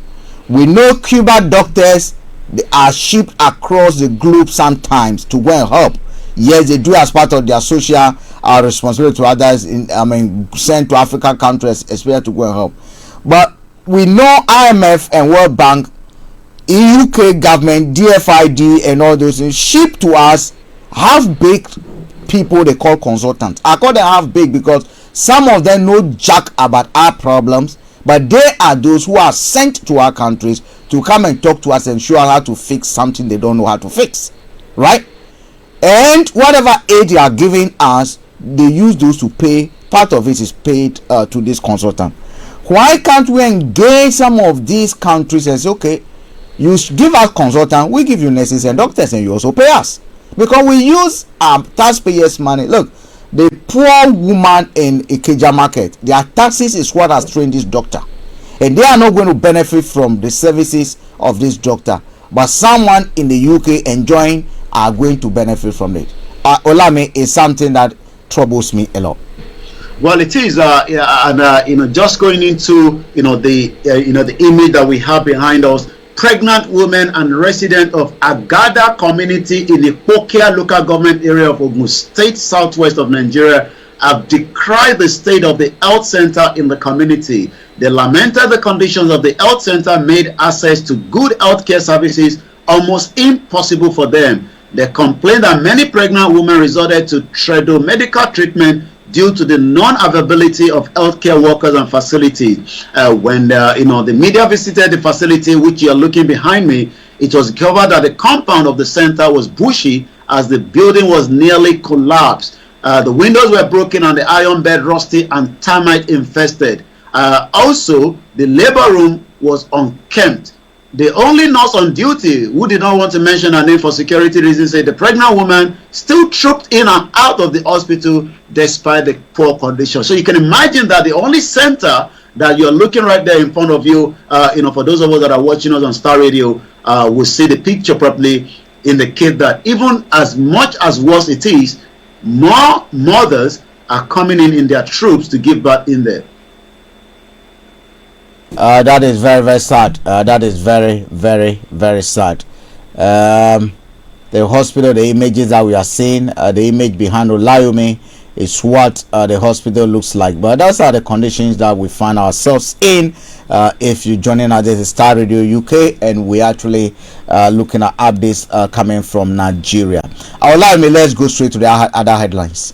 This headline says security alert in Abuja. Is the Fulani government of Nigeria collaborating with the UK and the US to assassinate Mazi Nnamdi Kanu in the DSS facility? The level of awareness resulting in sensitization of the world in general and Nigerians in particular by the undaunted media machinery of the energetic IPOB under the leadership of the charismatic and indefeatable Mazi Nnamdi Kanu in this phase of Biafra self-determination pursued by IPOB has overwhelmed the British and the Nigerian government to the point that it has thrown them into the state of absolute disconvolution, frustration and desperation. Because of the state of the confusion and despondency, the British government through our office in Nigeria called the UK Nigeria under the Superintendent Katrina Lang, has been carrying out all manner of cruel, oppressive, and repressive acts against the Biafrans, including but not limited to various false flag operations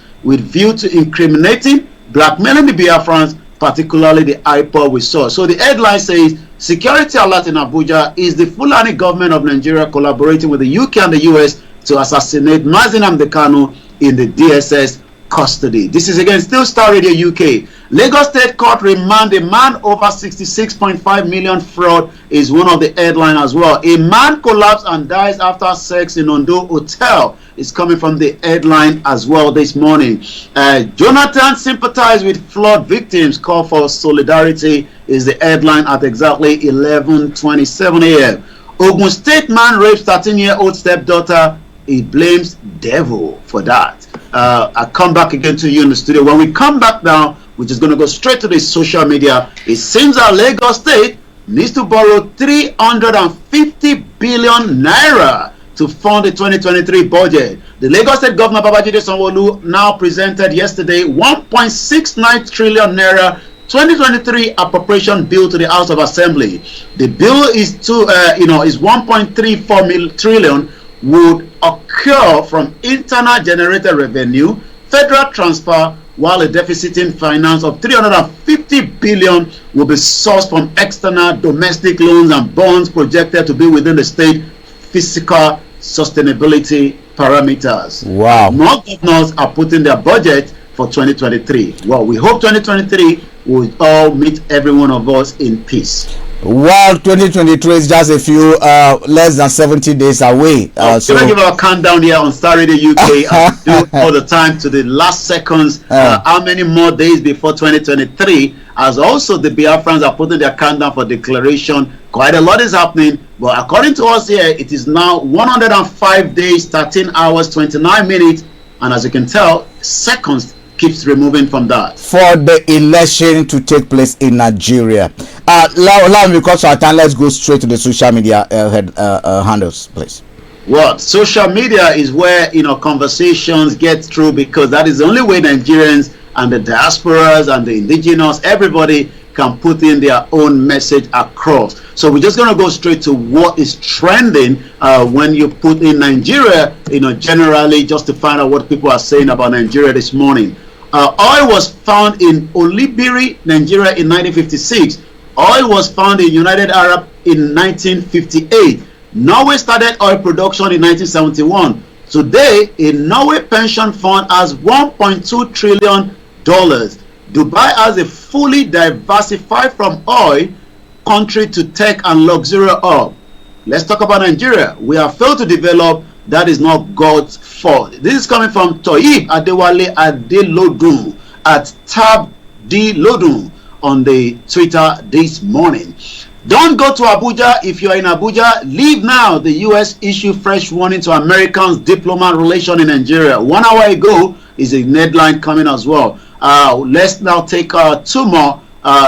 It seems that the Peter Obi, I don't know whether this is a photo shot, but it seems that they found their way to the highest points in the world, Kilimanjaro, where Peter Obi flag is actually flying up there, and I can tell Peter Obi is excited. I am always overwhelmed by the show of love and support from the obedient in Nigerian diaspora. Your many acts of sacrifice measure me of your patriotism and flaming desire to take back your country for good. Whether this is a photo shot, because I know that it's quite expensive to take such a trip. But before we go, this is just going to be one more. You left Nigeria due to bad leadership, but landed abroad and started supporting the same people that made you leave. May deportation locate you.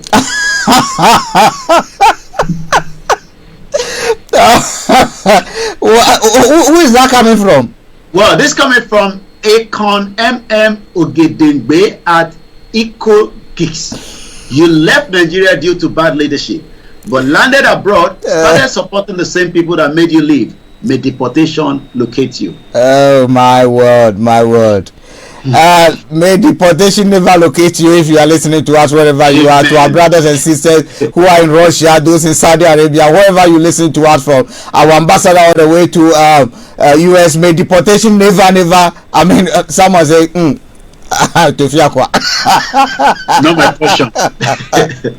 Anyway, Olami, thank you very much. Thank you very much. Let's speak behind the scene after the program. It's been wonderful having you once again. And hi to all the Rua Nation people. Tell them I'm still waiting for my manifesto. I want the leadership. I will tell them that. I want the leadership for the weekend, but make sure you stay tuned. Starr Radio UK has a lot of programs lined up for Saturday and Sunday. I'll be back again on Monday morning. Stay safe for those of you back in Nigeria and those of us here as well. Let's remember to send money to our loved ones for the weekend.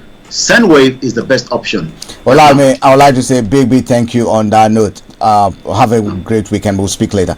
All right, listeners, that was Olami Kweke bringing you all the updates from Nigeria. As you know, let's go for a quick music break. We go for a quick music break, and when we come back, we'll look at the headlines making news right in the UK over here. Like we told you, today we're going to be having an interview on this DE-SHAUN Joseph Justice Bill. We're going to be looking at that pretty shortly. So stay tuned. We'll be right back.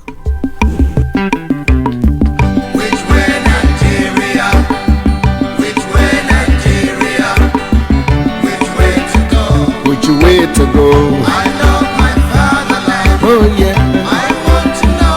Yes, I want to know. Which way Nigeria is heading to?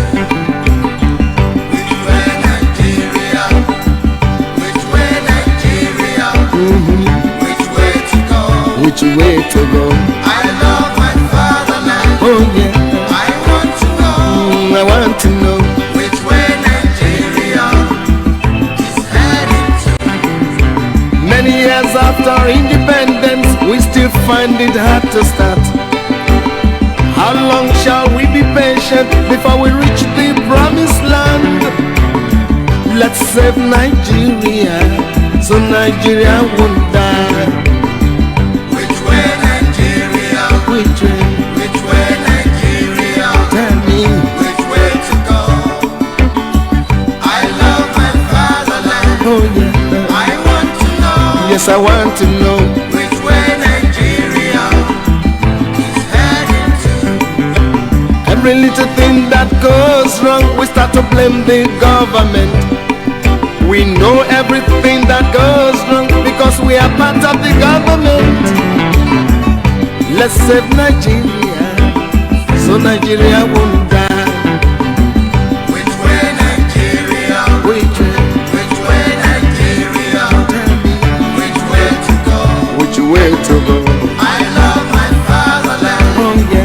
I want to know. Want to know which way Nigeria is heading to. Inefficiency and indiscipline is ruining the country now. Corruption here, there, and everywhere. Inflation is soaring high. Let's save Nigeria, so Nigeria won't die.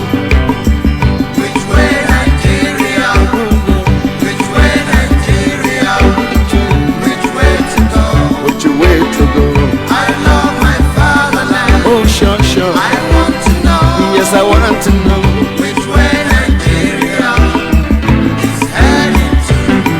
We made mistakes during the oil boom, not knowing that was our doom. Some people now have everything, while many have nothing. Let's save Nigeria, so Nigeria won't fall. Which way Nigeria? Which way Nigeria? I love my fatherland. Oh yeah. I want to know. Yes, I want to know which way Nigeria is heading to. Green revolution is a reality. Let's give it a chance to grow. Let's join our hands to farm the land so we can have enough food to show. Let's save Nigeria, so Nigeria won't die. Which way Nigeria? Which way to go? Way to go. I love my fatherland. Oh sure. I want to know. Yes, I want to know which way Nigeria is heading to. Our ambition to be millionaires is running the country down. years and to live in the air. Oh, let's save Nigeria so Nigeria won't die. Which way Nigeria? Which way Nigeria? Which way to go? Which way to go? I love my fatherland. Oh yeah. I want to know. Yes, we want to know. Which way Nigeria is headed to? Remember that a simple step is the beginning of 1,000,000 miles. Let's start right now to rebuild ourselves so as to make the country smile. Let's save Nigeria so Nigeria won't die. Which way Nigeria? Which way? Which way Nigeria? Which way to go? Which way to go? I love my fatherland. Oh sure. I want to know. Yes, I want to know. Which way Nigeria is headed to? Heaven and earth. Hi guys, this is your friend Uruj from SendWave. SendWave is a money transfer app that is used by people all over the world to send money to their loved ones in Africa.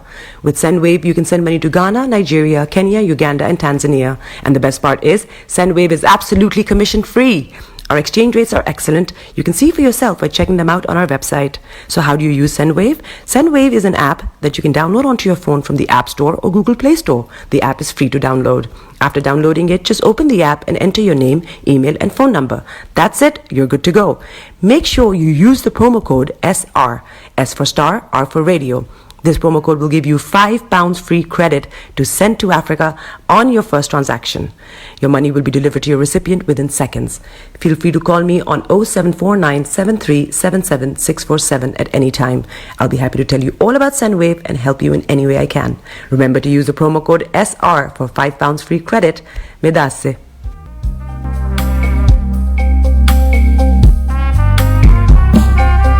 Are you looking for the fastest, reliable, and trustworthy door-to-door shipment company? Well, look no further. When was the last time your family received a shipment back in Ghana on time and in time? You are not sure? Well, Lamb Shippers, we pride ourselves with being the fastest, reliable, and trustworthy shippers you can use. You are assured of a prompt pickup anywhere in the UK by our personnel. They also make sure your items are well packaged to get to its destination in time. When it comes to door-to-door shipment, look no further.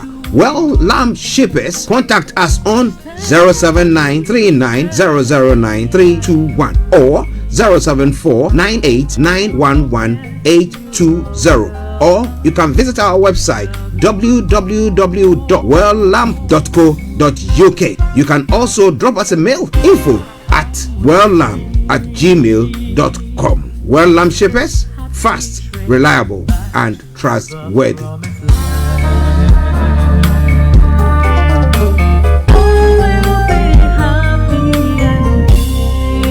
Hi there. Are you dreaming of owning your own house in Ghana? Then you will need a well-documented piece of land that is free from troubles. I highly recommend My Africa Property for any size of land that you will need. With My Africa Property, lands are available in Pram, Sopoli, Tohenia, Ogome, Dodova, Winneba, and many other locations at affordable prices. These locations are about an hour away from the airport, only 35 minutes from the motorway, 10 minutes drive from Central University College, 10 minutes drive to the beach, and close to Pram Senior High School and Ghana Men's Soccer Center of Excellence. For more details, visit our website www.myafricaproperty.com or call our UK office on 0208 123 2523. For our US and Canada offices, call us on +1 585 184 994145.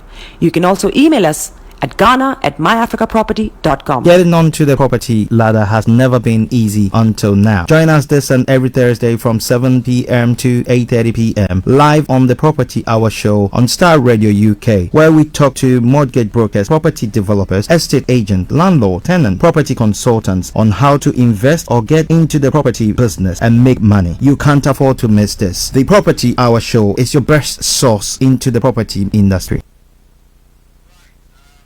Thank you very much. Welcome back to Starr Radio UK. Welcome back to Starr Radio UK. And this is a morning show with myself, Frank Davis, sitting in for Archie Hammond. Archie will be with you on Monday. I'm still waiting for my guests to arrive. I'm still waiting for my guests to arrive. They were supposed to be here by this time, but I understand there's a bit of unforeseen traffic on the way, and therefore we're now expecting them here within the next 15 minutes. Hopefully within the next 15 minutes at exactly 12:30 we'll have Mr. Dantebre, who will bring you the money hour. Today is Friday. Thank God it's Friday, and therefore we go to some people call it chill out, but you need to balance the books. So we'll have we will have Mr. Dantebre here, who will actually be telling us more about budgeting, more about money, more about tax issues from 12:30 onwards. Let's proceed with our news. If you listen to me and you are in Ghana or have a property in Ghana and you need internet connectivity to it, good news has come your way. Celtel Ghana Limited is relaunching, by this time providing cheap and affordable data nationwide wherever you are. So those of you who want to take security issues very seriously, you can have your CCTVs now fitted with internet connectivity, and you can monitor whatever you're doing right from here. They have satellite coverage across the whole of the country, and therefore gear yourself up. If you have a property in Africa, they have license to go to other African countries, but they're starting with Ghana. So wherever you are, gear yourself up and get ready. Wherever you are in your Ghana, wherever your property is situated, get it connected, get it hooked to unlimited data with Celtel. From next week, we'll be telling you more about that. Connections ongoing. KB Bossman, thank you very much also for the good job you're doing right in Ghana, and the whole Celtel team. I say a special thank you for the good work you're doing. Now let's proceed with other headlines that are making headways. We've just arrived from Nigeria, so to say. Now let's cross over straight to where we call home sweet home, right here in the UK. Now headlines coming in. We're telling you about a woman who basically was sentenced a few minutes ago at the Old Bell Judge Richard Mars casing handed down the sentence, which is the first televised sentence of a woman, and also for the crime of murder in England and Wales. Gemma 38 has been jailed for life. I am happy for that. Has been jailed for life with minimum term of 34 years for the murder of 67-year-old. That's almost like a whole life. By the time she comes back, 38 now plus 34, that'll be when she will be 72. She'll be done for that. I think a whole life would have even been better, but I think she deserves of a beautiful lady. Gemma, great, fueled, brilliant girl. First class honors degree from King's University. Millicent, I hope you're doing very well. This is a very brilliant girl, and then to Greed actually push her to do, and the most unfortunate thing, she called herself a devout Christian. The two of them, the person she met, they are devout Christian. It's very, I don't know what might have influenced her apart from greed, and this is what they can do. It can destroy you. The love of money can destroy you. When they talk about it, it can destroy you. So she has been sentenced for 34 years minimum, life imprisonment, and this is what we have. We also understand energy bills. We know winter is coming, but the good news is that gas prices, wholesale gas prices are falling. Good news that is coming. Europe has been able to fill its storage facilities with liquefied petroleum gas that will last them for 3 months, actually preparing for the worst scenario should Russia issue escalates. But again, news over here: energy bill fears as winter looms on edge of Scotland. We know in winter areas, although we all get into winter, there are places that tend to get colder than other areas, and therefore, if you are paying energy bill, those who reside in those areas are going to be paying more. So let's say energy bills here on the very edge of the Scotland mainland are way above the UK average, and they have been rising fast. Glenelg is the stunning location, gazing out across the Channing Kaira Narrows to the Isles of Kids. But the weather can be unforgiving, often cold and wet, and like many rural areas in the UK, the place is actually is not on the main gas grid. That means it relies on a costly source of heat such as oil, electricity, and solid fuels like coal and wood. Wherever you are, I don't know, but that is what we get in that. Although we live in the same country, by virtue of your geographical location, you might be paying more for energy. But some also tell you, look, where I live, I pay more council tax for, the same property. Someone tell you, oh, the value of the property, yours is higher. Say, okay, well, when I park, we all pay the same route tax. I cannot drive on the route. So you can drive because they don't charge you parking charges when you park along. So the arguments will continue. Wherever you are, there are advantages, there are disadvantages. Let's go on with our news headlines. We'll take one more from the UK over here, then we'll move across to Europe, and then we'll be heading to the Caribbean, the US, and then we'll come back to Africa, end up in Ghana. And at exactly 12:30, we'll have the morning man join us. We're hoping to have Simone Fraser and the colleague who are championing the bill, the Jean Joseph Justice bill, with us at exactly 12 o'clock. At exactly 12 o'clock, they'll be meeting today. Hopefully, some executives at the Credit Council to present their petition and the number of signatures they've received so far. If you are on social media, on our Facebook, we've posted those links. Please click on that link, go to change.org and sign that paper, sign that petition, sign it. We want to see a change in the direction of policy. We want to see a change. We want to get a place to acknowledge that when they're dealing with black kids, especially when they deal with the minors, they have to respect the law. They have to respect the law. They cannot be manhandling, they cannot be destroying our future kids the way they have been doing. And that's what the bill is all about. Go there, sign it. I want to see your signature right at the bottom of that paper. Now, what next for Twitter and Elon Musk? Let's see what is happening. Elon Musk finally, it is a moment nobody was quite sure would actually ever happen. After months of drama, Elon Musk said his $44 billion, that's 38 billion pound deal to buy Twitter is complete. He announced the big news on Twitter itself. Of course, he has changed his bio to read chief tweet and declared the bird is freed. Job done as far as he is concerned. There has been no official confirmation as yet. The silence from Twitter headquarters so far has been rather deafening. But perhaps there's nobody there to send that email. Mr. Musk has reportedly already fired chief executive. So the chief executive has been already fired. That is, he is in business, he's in action. Well, chief financial officer has also gone, and legal and policy executive is also gone. While chairman, LinkedIn profile suggests he is no longer at the firm. So firing has been ongoing, and these individuals have been fired.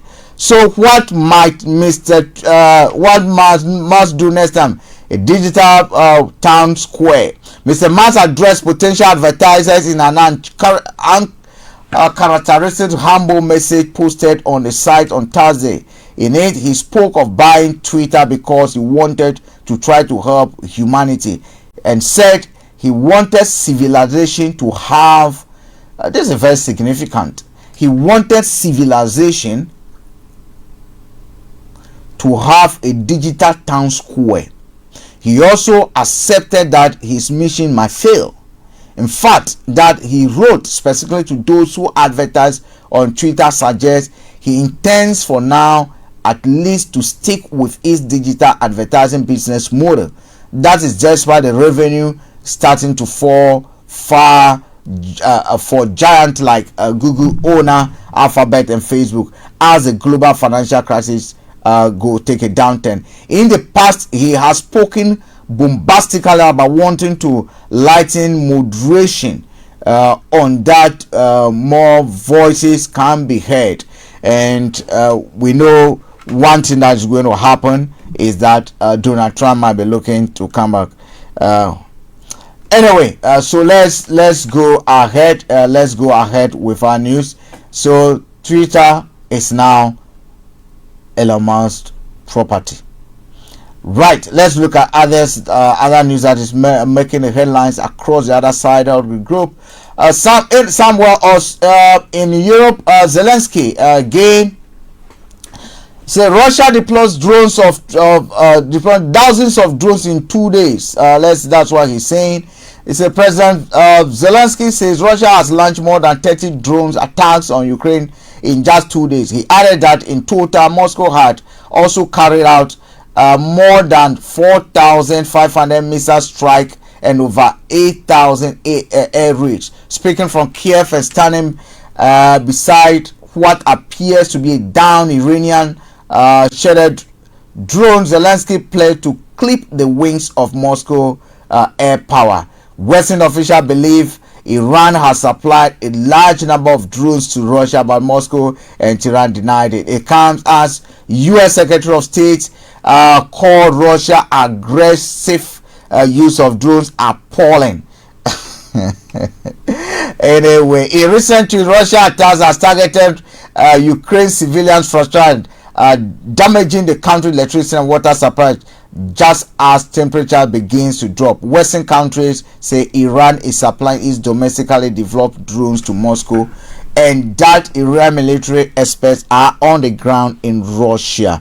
Well, are we saying some people are not allowed to be aligned?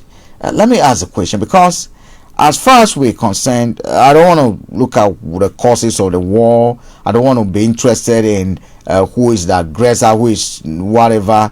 I don't want to know about that.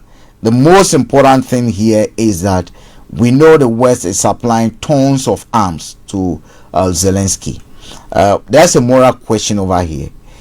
Are we helping to defend Ukraine? Are we fighting a proxy war? Are we just using this as a platform to destroy Russia, to fight by Russia? Are we just selling or creating business for those who might have supported us? There are a lot of questions. And if we've not supplied the arms, could we have saved more lives? Could the war have ended? What are we heading to now that we seem to be having a protracted war? What are we heading into? Anyway, let's proceed with our news. We're going to go for a quick commercial break. We have something to just handle quickly. But before then, let me bring you this video which we likely going to be talking about. And then we will go for a quick music break. And when we return, we will actually look at other headlines. We're expecting the guests to be in any moment from now. So let's go for this audio or video. We'll be right back. This 14-year-old boy was just trying to walk home from school. He's a young boy, bro. He's a young boy. Look, you're being a bit aggressive. But the police mistook him for a nearby robbery suspect. Despite his pleas of innocence, he was handcuffed and thrown to the ground. Later, the officers released him without arrest after admitting he was the wrong person. The stop and search has left him physically and mentally traumatized. I was scared. I thought I was going to die because this has never happened to me, so I was surprised.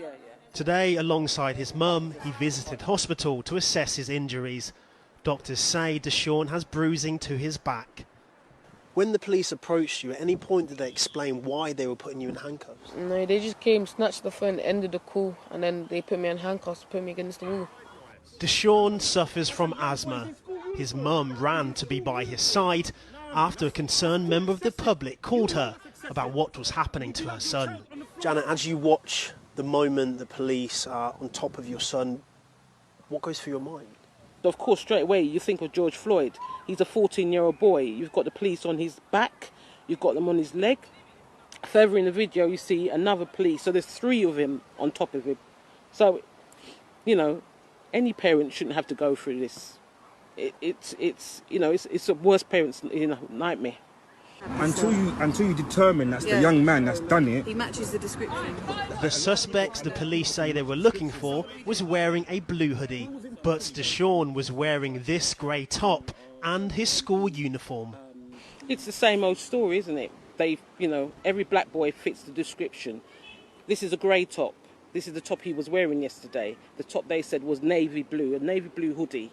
He had his complete school uniform on, which is orange and black. You can identify the difference. There's no excuse for what they did to my son and the excessive force they used on a 14-year-old black boy. The police told ITV News an initial review of the incident has been conducted by the Met's Directorate of Professional Standards and no misconduct is apparent to them, but they acknowledge a public complaint has been made. Members of the public filmed the stop and search after being concerned for DE-SHAUN's welfare. I feel like so many people are desensitized when they see police manhandling or dehumanizing or adultifying our children. They keep walking because we're so used to seeing it, perhaps, or maybe they just don't want to get involved. But as a mum with my own son in the car, I thought that could have been my child. DE-SHAUN's mother says she is now afraid each time her son walks home from school. Antoine Allen, ITV News. And let them talk to you, yeah? Don't let them grip you down on the ground like that. This 14-year-old boy was just trying to walk home from school. He's a young boy, bro. He's a young boy. Look, you're being a bit aggressive. But the police mistook him for a nearby robbery suspect. Despite his pleas of innocence, he was handcuffed and thrown to the ground. Later, the officers released him without arrest after admitting he was the wrong person. The stop and search has left him physically and mentally traumatized.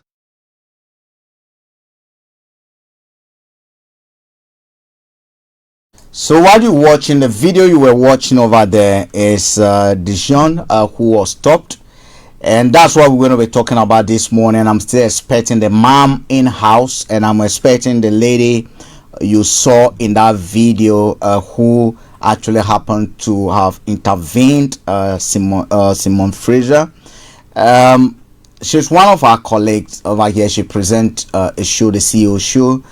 She actually happened to be the savior, and she's also championing a bill called the Shaun Joseph Justice Bill. And the bill, the aim of the bill is the bill seeks to introduce a child sentence approach to stop and search. If you've not been stopped and searched before, you wouldn't understand what we're talking about and what it means to be stopped and searched. Sometime by the police, I have been stopped severally, so I quite understand what it means. As a black man walking on the street, you are guilty until you prove yourself innocent. That is the default position of most of the security forces over here. You are looked at as a criminal in the first place, and you have to justify why they should believe you are not a criminal. And that's why we tell our brothers and sisters, and especially the children again, that look, there are certain things that people will do and get away with it. You as a black man, you don't get close to it, you don't get to do it, and therefore families who from the home, we need to start telling our brothers and sisters about what exactly this is all about. And I'm going to urge you, please, if you've not done that yet, go to change.org and type in the Shaun Joseph Justice Bill, and I spell that for you. Is DE-SHAUN Joseph Justice Bill, and put your signature. This afternoon there's a meeting with the mayor of Croydon as well. There's a meeting with the mayor of Croydon. We're going to try and push this so that it gets to Parliament. We want a bill passed that will ensure that when our kids are stopped on the street, the police behave as humans. They look at our people, or they look at our children as having basically they should respect their human rights as well, especially if you look at what happened in that video was totally uncalled for. So whilst we wait for them, let's go for other news headline. We'll go before we take our music break. Let's look at one more news. We take our music break, and after that we'll be reading ourselves to be joined by Simone Fraser and the team. In a minute, we've been following what has been happening in Iran. Live fire used again as Iran protest swells. 3 days ago, which was actually the 40th day after the lady was killed, we saw a bit of rally that we've never seen before in Iran. Yesterday, the numbers were huge again. This morning, reports coming in the last few hours says 3 demonstrators have been killed during clashes with Iran security forces in the western town of Mahabad. State media has reported the protesters reportedly targeted government building staff attending the memorial ceremony of a man killed during the unrest in the country. Security forces also reportedly opened fire at a cemetery near another town. Right group Amnesty International says security forces have killed 8 protesters since Wednesday.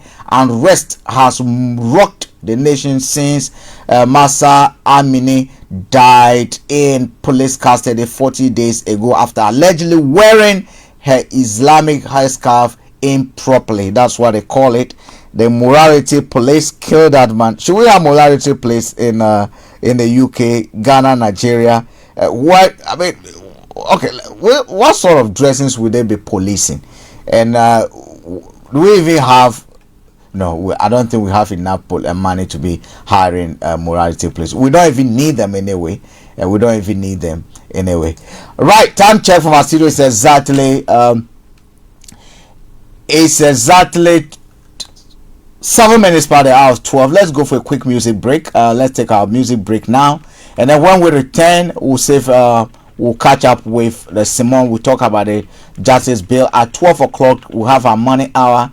We have Mr. Dantabre coming to talk to us about money, business ideas, how to kickstart your business, how to manage your books, how to keep your records, and how to ensure you don't run to debt. And if you are living in the UK, what are some of the sources of help that are available to you as someone who wants to start up a business?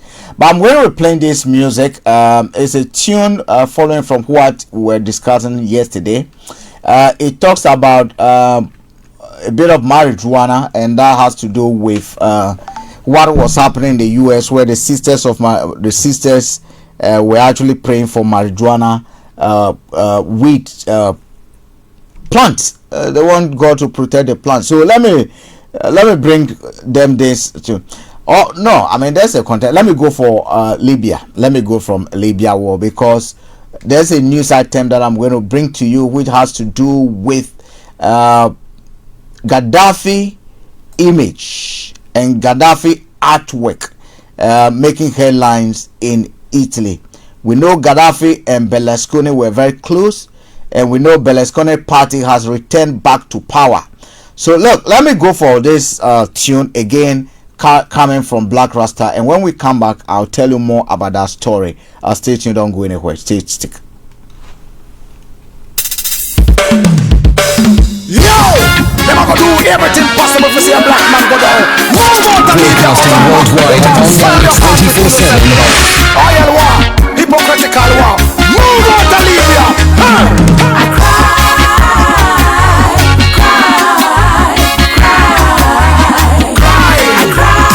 Broadcasting worldwide, online 24/7. Barack in a trouble, Obama in a trouble. Why? Racial discrimination in America. Why?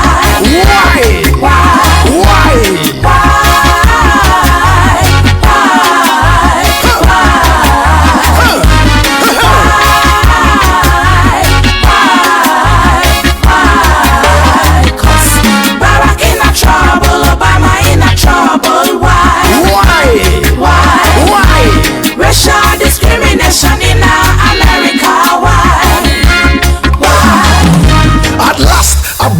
has become the president of modern day Babylonia. Barack Obama is his name, all the way from Africa and not Apollonia. We did tell you, Mr. Obama, to be wary of the racist vampires from far and near. Now is the time to put on your African thinking cap and invoke the spirit of Africania. Boom! Boom! Bim! Boom! Boom! Bombs fly! Weapons fly! In Tripoli and Benghazi, including Al-Sisiya. In the name of protecting civilians, more blood is shed in oil-rich Libya. Boom! Boom!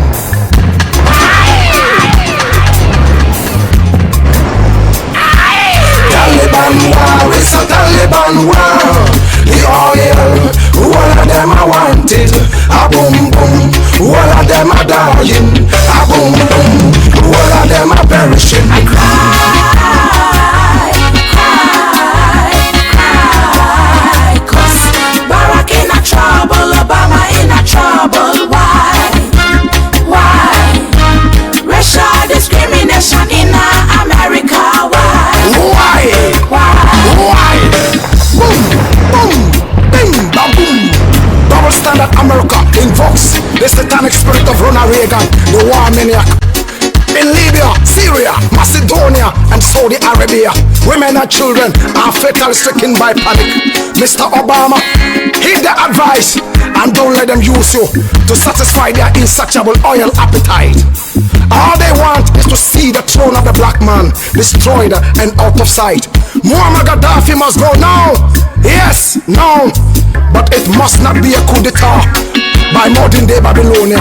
It is only a ridiculous no-fly zone that bombs civilian homes from Ras Lanuf to Ajdabiya. Taliban war, it's a Taliban war. The oil, all of them are wanted. A boom boom, all of them are dying. A boom boom, all of them are perishing. I cry, cry, cry, 'cause Barack in a trouble, Obama in a trouble. Why? Racial discrimination in America. Why? You the upper man fi climb to the top, then you turn around fi make him fall. Where you wanna prove that a black man cannot rule? You and I know that never true. Barack Obama, I cry, 'cause I know day and day you try. But there are people who wanna stand in your way. The enemy never want change. Me can't overstand. Them come together to sell out the black man. Black man, Barack move and expose the haters, push the vampire to the burning African sun. Last nigga me say away from the conscious clan. Conscious clan. I cry, cry, cry. I cry. From far and near. Now is the time to put on your African thinking cap and invoke the spirit of Africania. Boom! Boom! Bim! Boom! Boom! Bombs fly! Weapons fly! In Tripoli and Benghazi, including Al-Sisiya. In the name of protecting civilians, more blood is shed in oil-rich Libya. Boom! Boom!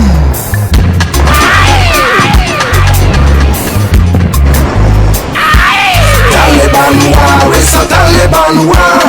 The oil, all of them are wanted. A boom boom, all of them are dying. A boom boom, all of them are perishing. I cry, cry, cry, 'cause Barack in a trouble, Obama in a trouble. Why? Racial discrimination in America. Why? Boom, boom, bing, bam, boom. Double standard America invokes the satanic spirit of Ronald Reagan, the war maniac. In Libya, Syria, Macedonia, and Saudi Arabia, women and children are fatally stricken by panic.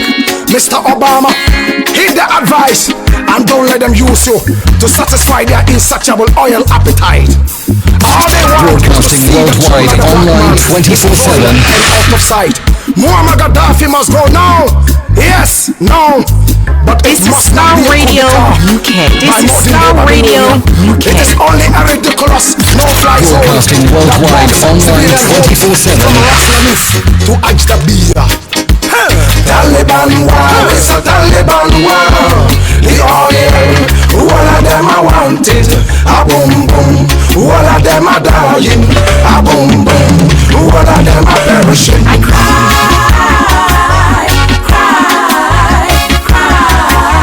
cause Barack in a trouble. This is Starr Radio UK. Why? Racial discrimination in America. Why? Right, welcome back once again to Starr Radio Morning Show with myself, Frank Davis. Like I told you, I'm going to have two guests with me. But before we do anything else, I brought you a video earlier on. I'm going to repeat that video for those of you who have not seen and watched that video before we get into the conversation. And wherever you are, I urge you, tell a friend to tell a friend. We're going to be finding out more about that video. I'm not going to give anything away. But it's something that we've been talking about since yesterday. I want you to be part of it. I want you to be part of it. We have always engineered ourselves and excluded ourselves when we are needed most. But this time, I want you to be part of it. We all have mobile phones. We can go to change.org and put our signatures to that petition. You have to do it. It's part of your responsibility. Like we told you yesterday, an injustice to one is an injustice to all of us, and therefore this is a thing that is affecting every human being, especially if you're a black man, if you're a black woman. It might not affect you directly today, your uncle, your children, you never can tell. But let's get that change done now. And so let's go for the video. Let's go for that quick video, and when we return, I will introduce to you two beautiful guests and wonderful guests that I have in the studio over here with me, and we're going to be talking about that video in from school. He's a young boy, bro. He's a young boy. Look, you're being a bit aggressive. But the police mistook him for a nearby robbery suspect. Despite his pleas of innocence, he was handcuffed and thrown to the ground. Later, the officers released him without arrest after admitting he was the wrong person. The stop and search has left him physically and mentally traumatized. I was scared. I thought I was going to die because I wasn't. This has never happened to me, so I was surprised. Today, alongside his mum, he visited hospital to assess his injuries. Doctors say DE-SHAUN has bruising to his back. When the police approached you, at any point did they explain why they were putting you in handcuffs? No, they just came, snatched the phone, ended the call, and then they put me in handcuffs, put me against the wall. DE-SHAUN suffers from asthma. His mum ran to be by his side after a concerned member of the public called her about what was happening to her son. Janet, as you watch the moment the police are on top of your son, what goes through your mind? Of course, straight away you think of George Floyd. He's a 14-year-old boy. You've got the police on his back. You've got them on his leg. Further in the video, you see another police. So there's three of him on top of him. So, you know, any parent shouldn't have to go through this. It's the worst parent's nightmare. Until you determine that's the young man that's done it. He matches the description. The suspect the police say they were looking for was wearing a blue hoodie, but DE-SHAUN was wearing this grey top and his school uniform. It's the same old story, isn't it? Every black boy fits the description. This is a grey top. This is the top he was wearing yesterday. The top they said was navy blue, a navy blue hoodie. He had his complete school uniform on, which is orange and black. You can identify the difference. There's no excuse for what they did to my son and the excessive force they used on a 14-year-old black boy. The police told ITV News an initial review of the incident has been conducted by the Met's Directorate of Professional Standards, and no misconduct is apparent to them, but they acknowledge a public complaint has been made. Members of the public filmed the stop and search after being concerned for DE-SHAUN's welfare. I feel like so many people are desensitized when they see police manhandling or dehumanizing or adultifying our children. They keep walking because we're so used to seeing it, perhaps, or maybe they just don't want to get involved. But as a mum with my own son in the car, I thought that could have been my child. DE-SHAUN's mother says she's now afraid each time her son walks home from school. Antoine Allen, ITV News. Right, I must say, anytime I watch that video, I think I was in Ghana when Simone sent that video to me. Anytime I watch it, with coming from as a black man with a bit of personal experience and a bit of stories under my belt to tell concerning some of these things, I feel like crying. But hey, Simone, let me come first to you. Let me welcome Simone Fraser, the lady you saw in that video, who happens to be the passerby, who happened to be the savior, who intervened. And I bear to say that had she not intervened, probably this police would have lied about it. They would have concocted stories. They would have said something that is not there, just to incriminate and implicate this son and brother of ours. Simone, good morning to you. Good morning, Frank. Thank you so much for having us here on Starr Radio. How are you doing? We are well. We are well. And, you know, we say it is well, so to speak. You know, from what has been a, you know, very cruel, brutal experience of a young boy, a schoolboy, 14 years old, to be treated in no lesser way than an animal at the hands of the territorial unit of the Met Police that day. You know, change will come from this, and this is why we are here, to ensure that change comes. And might I just add, just in correction to your introduction, it wasn't just myself. You know, it was a community that has brought the change, including a strong lioness lady. We've not brought the change yet. It will be coming. It will be coming, so the community will help. So let's hold on to that at that point. I'll come back to you. But Simone, tell us a little bit about who you are. So first and foremost, I'm a mother, you know, and this is why I think it was imperative to stop, as so many other mothers and fathers, you know, who stopped that day did. The few that did, they did. And, you know, outside of that, I am, you know, I'm, let's say, a mother of the community. So I work as a journalist and a property entrepreneur. However, my role is also as youth officer for Croydon Labour CLP, but that had nothing to do with when I stopped on that fatal day. All right, and let's go straight to my sister next to you.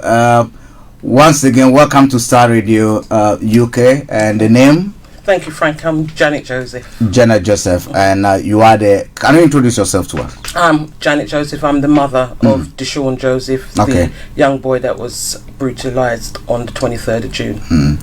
Let me apologize in the first place because I saw tears coming down your face when you were hearing the voices and the sound bites, kind of reliving what exactly the situation was at that time. It's a difficult situation. How is our brother doing? I call him our brother. Frank, I'm emotional again, just you saying that. As a mother, how can you not be emotional? Yeah. It's your child. You carry your child for 9 months, you know, and to know that the boy, you know, just like any boy, he enjoyed playing football, you know, meeting friends, playing his PlayStation. Since that day, he's not the same boy. He has lost, you know, he has lost the desire to become a footballer. He's no longer in a football team. He doesn't go out and play with his friends or mingle with his friends anymore. He is just at home since that day. Frightened to go out. Wow. Because of what happened to him. Difficult. We'll come back to that. But listeners, I I have the team over here, and we're going to. The reason we're meeting here today is about what that incident or what happened.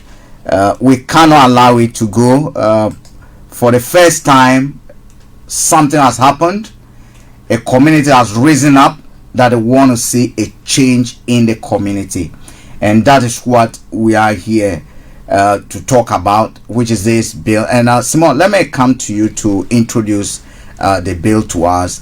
I'll tell you a bit of story later about my personal thing, and I would like to. I've never confessed to you. I've never said this to you before, but you say you made mention of something in that interview that a lot of people, when they see something happening, they pass by. You will recall about 2 years ago, a lady was murdered in Taunton Heath, right on the street, stabbed to death. People were walking by. No one did anything. My personal experience, I recalled I was driving to Tooting at Mitcham. I saw a grandmother being mugged. I stopped my car with my colleague, but I was working. I was going to work. I had an appointment. We stopped the car in the middle of the road. We didn't mind whatever was happening. We ran after this guy until the police came and helped us to apprehend. So I would like to say you deserve an award for stopping, bringing other people on to basically try to save this brother of ours. So let's go to the bill straight. Tell us exactly where we are, why this bill, and what you want to say come out of it, Simon. Well, they say that it takes a village to bring about change, and I must say, I was not the first on the scene. There were others on the scene that, thank God, they also stopped. However, when I did go there, and as a passerby, when I saw what I saw, I knew that I couldn't just blindly turn a left cheek and just drive on. And I think that that's what, I refer to, that literally people do get desensitized. I don't know if that's why we keep walking by and why we keep allowing this to happen to our children. But this cannot happen, anymore. And so as a result, really, of that experience that's happened to DE-SHAUN, a 14-year-old schoolboy, clearly dressed in his school uniform on the 23rd of June, walking home innocently, just on his phone to his friends, when those officers pounced on him, and literally within minutes his life was turned upside down. You heard his mother speak. He is now a recluse. His childhood has been cut very short. We want to ensure that when DE-SHAUN becomes a man or a young man, he can look back and say that even out of a tragedy, something good has come out of this, which is why the DE-SHAUN Joseph Justice Bill seeks to really bring a child-centered approach to stop and search. Many black men we see, certainly from my community and even from the council estates where I grew up, we're used to seeing black men being traumatized, being manhandled by the police, the British police, the institutionalized systems that are at play. And what I and Janet want to ensure is that when DE-SHAUN also grows up, that this doesn't just happen to him like this, that there are lessons to be learnt from this situation. And so the DE-SHAUN Joseph Justice Bill simply says this: children are protected by the UN rights for children. There are various acts that are at play that says that children should be protected. Why should there be an exemption when it comes to the police force? Why are our children constantly, historically, and still in 2022, why are they adultified in the way in which they are? Why are they not treated as children? The police are there to serve and protect. Let's not forget that's the oath, and I believe Janet said it well when she had spoken before, and she said, that's the oath that every officer takes. They're there to protect. And what happened to innocent until proven guilty? There has been an epidemic of handcuffing happening to our children before they're even asked or told what it is that they are being stopped or brutalized for. The default position is to handcuff them. Right, and you can imagine if, as an adult, if that would bring about trauma there and then, how so is it for a child? I would have even thought that you only handcuff people that you think are a threat to the officers. Absolutely. So for a 14-year-old boy, a young boy being handcuffed. Janet, let me come to you. As a mother, I know you've heard about some of these incidents. Stop and search is something that has been on the media. We've been talking about it for years, but this is the first time it's happening to your own child. And from your introductory remarks, you're saying our brother is no more himself. He's now basically withdrawn. How are you coping with that?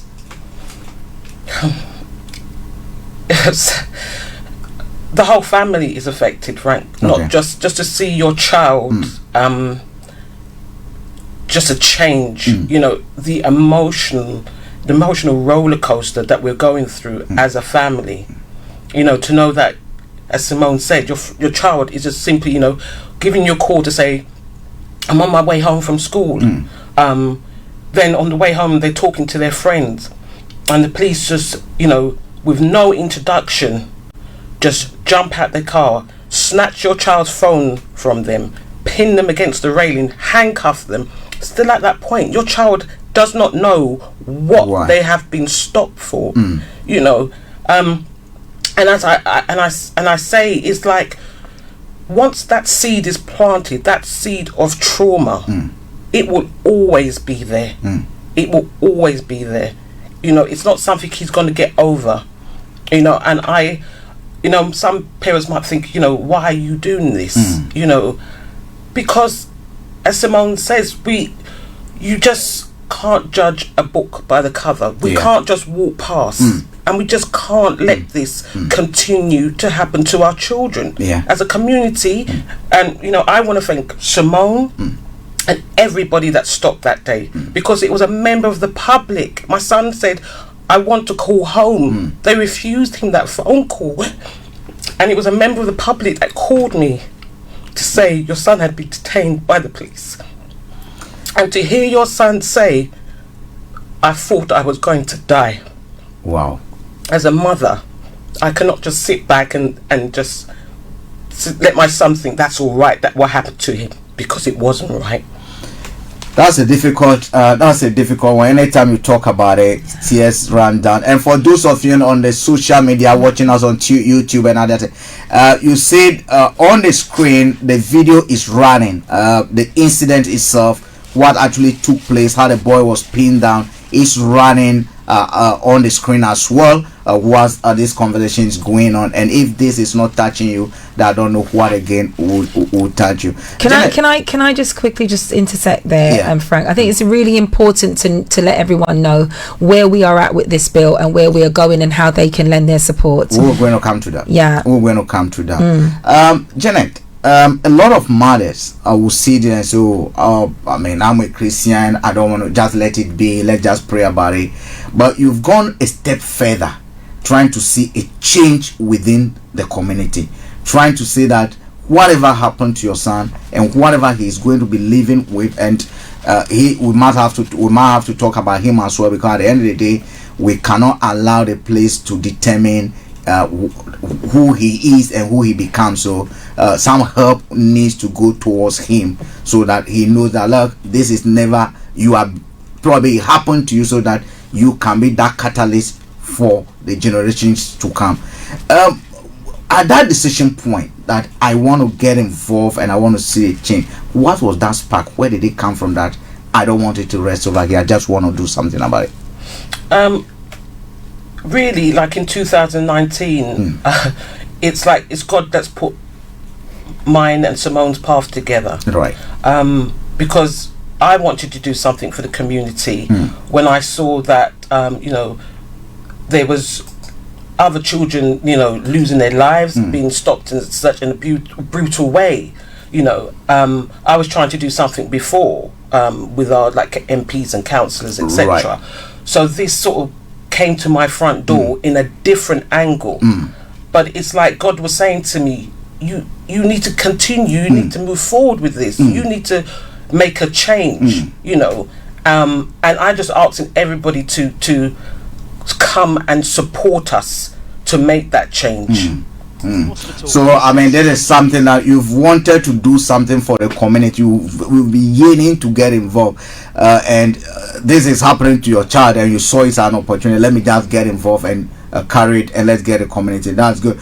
Someone will say it was divine that was bringing this to you. It might be unfortunate, but we can interpret it and look at it as probably something divine. Heavens will bring it to your laptop to be able to turn it to save the generation, because you've been trying to do something for the community all this time, but this time it is knocking on your door, and it's in front of your door, in front of your living room.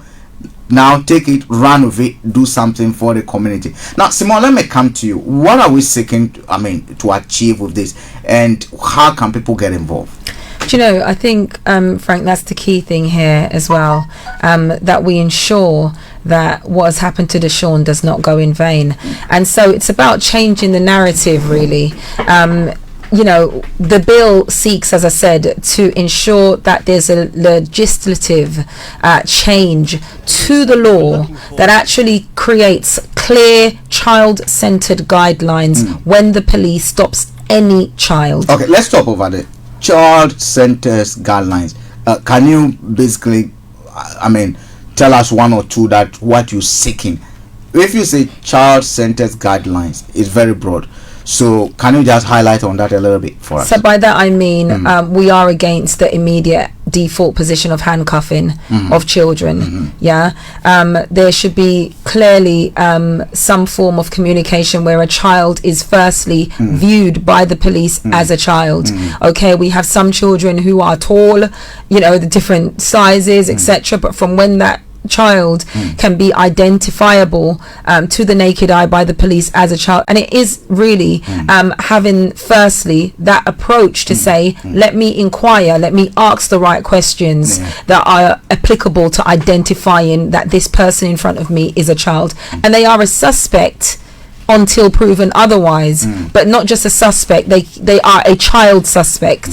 So just as there is a duty of care that is applicable in other areas which involve children, social services, etc., schools, education, the same duty of care, it should be given and will be given under this bill for when any police stops and search what could be a child. Okay. So that's the first thing. I also would like to say as well that, you know, children being made aware, the bill would also make it very clear as well of what the rights are of a child when they are stopped and searched. You know, there are, without going into it, because you know I'm not a social worker or a legal expert, and I'm not giving legal advice, might I add, but we have a legal team that has also with myself put the bill together, right, and it has been highly legally scrutinized, and as a result of that, we have been, just to let you know, we have been to the House of Parliament with this bill. We have also met with Sophie Linden, the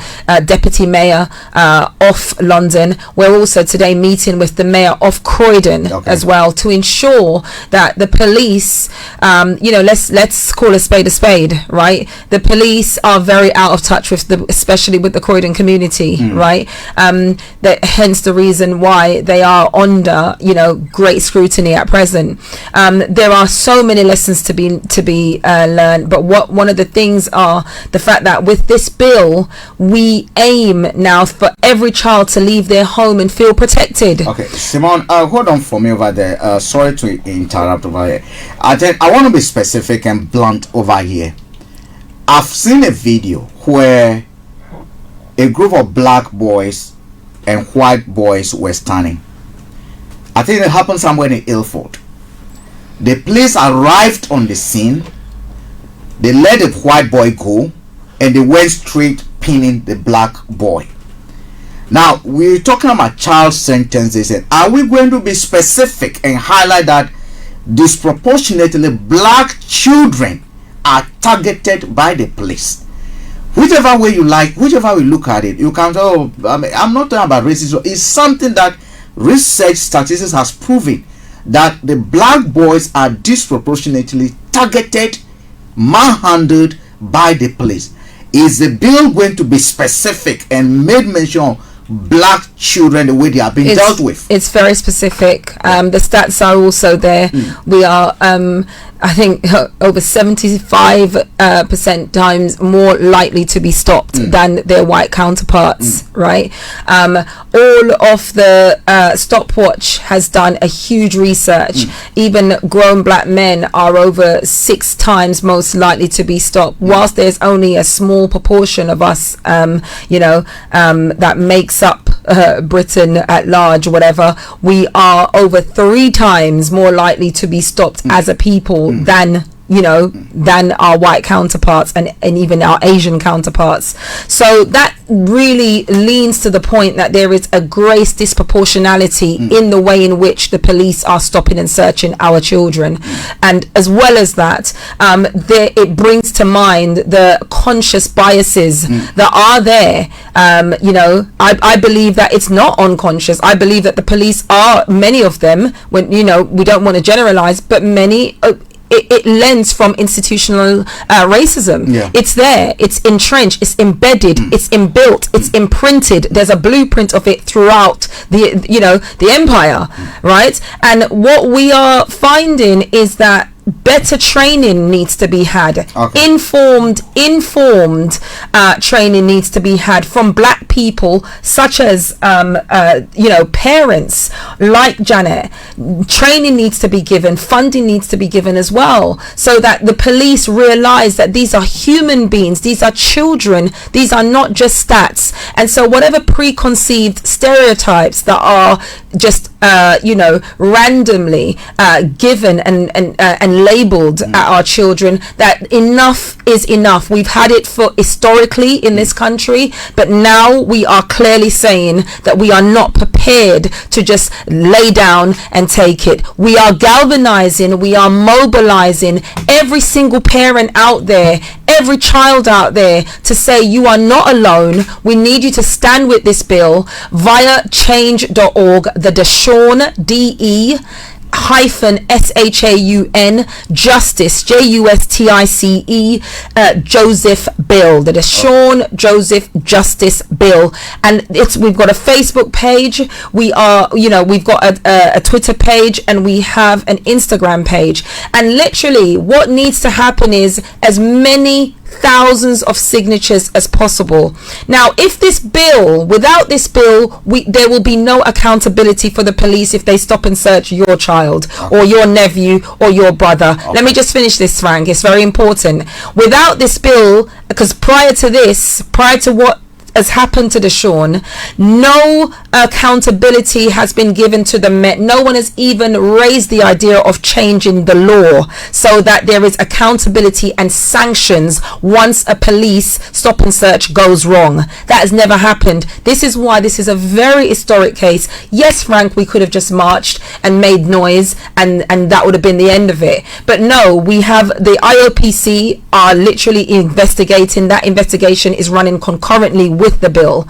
We are also due to go back to the House of Parliament and with the hope of getting the House majority from the Conservatives. So if there are any Conservative MPs out there, we are appealing to you to really scrutinize our bill so that you can be a part of the change that is so needed. Okay, Simone, I'll come to you. Let me go to Janet.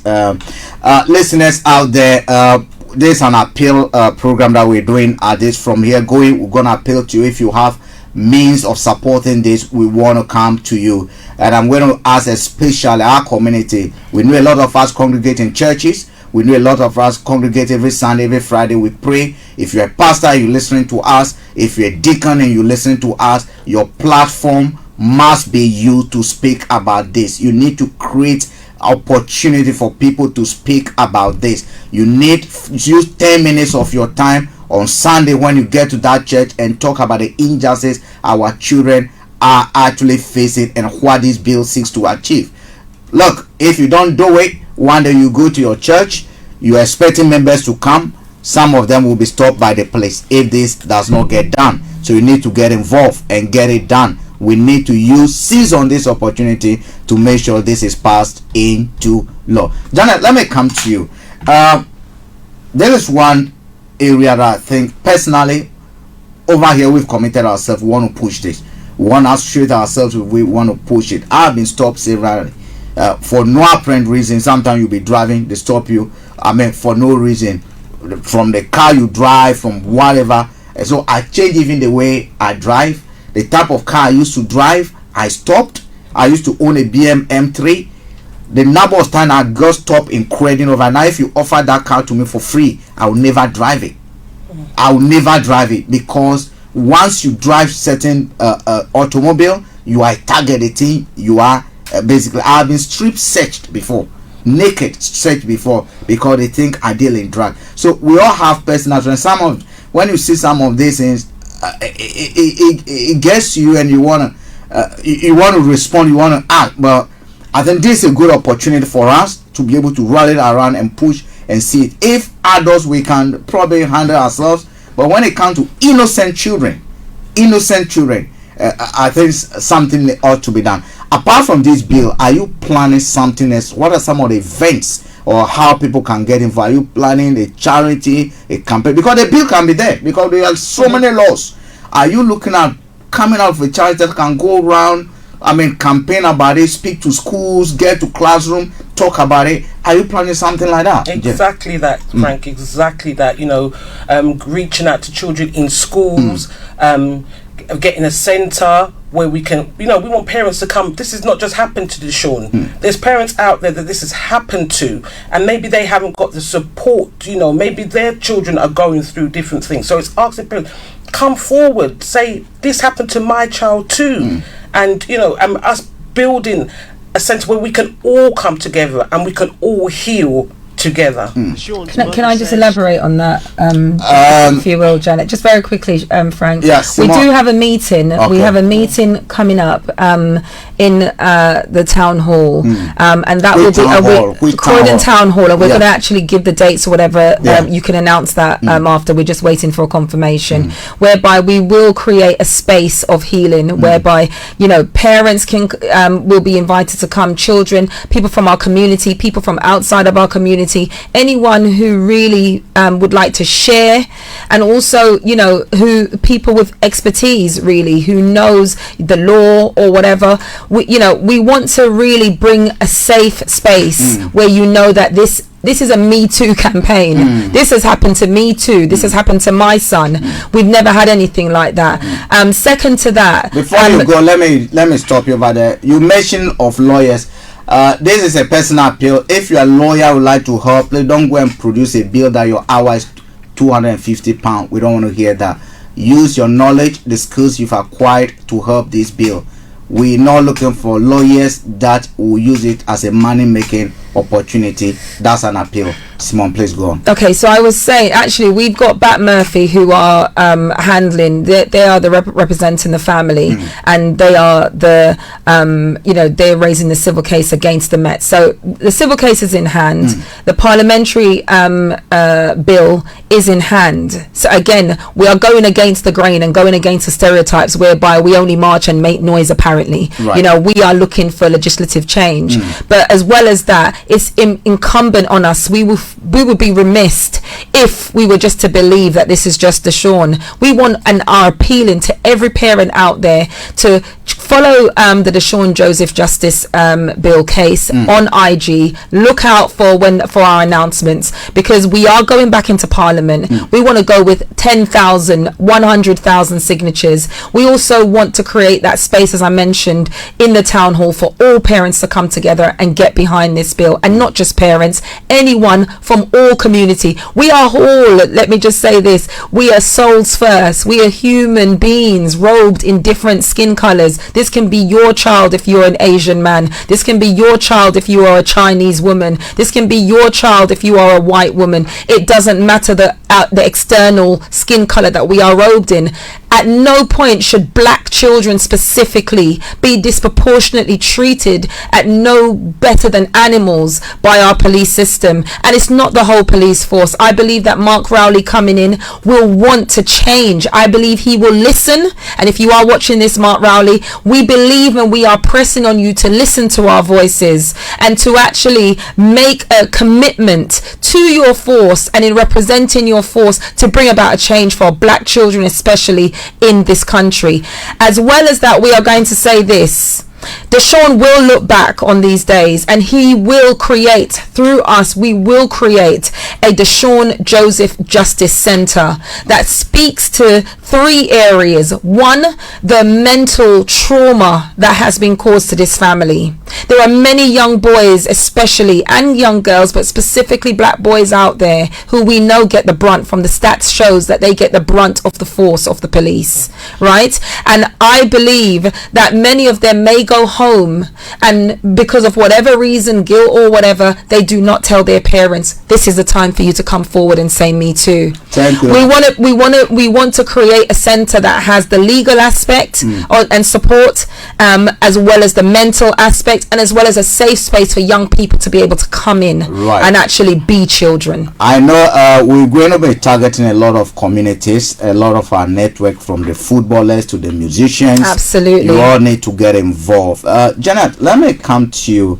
If I am in Nigeria, what can I do to help? If I'm in Jamaica, what can I do to help? If I'm in Ghana, what can I do to help, Janet?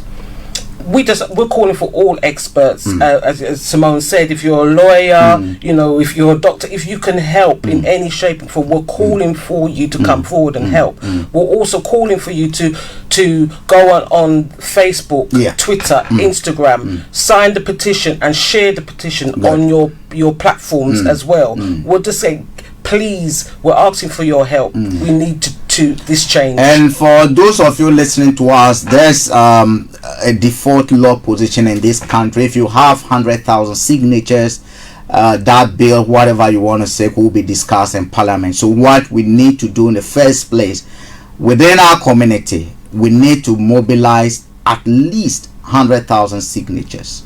And I do believe if we are not able to mobilize those signatures, we have failed ourselves and we have failed posterity.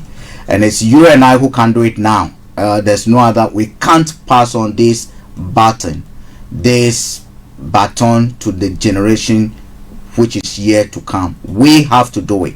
All we're calling for, if you're in Nigeria, if you are in Sokoto, wherever you are, go on social media and share that. Yes, you might not physically be here to attend some of those events, but you know, we now have a virtual space.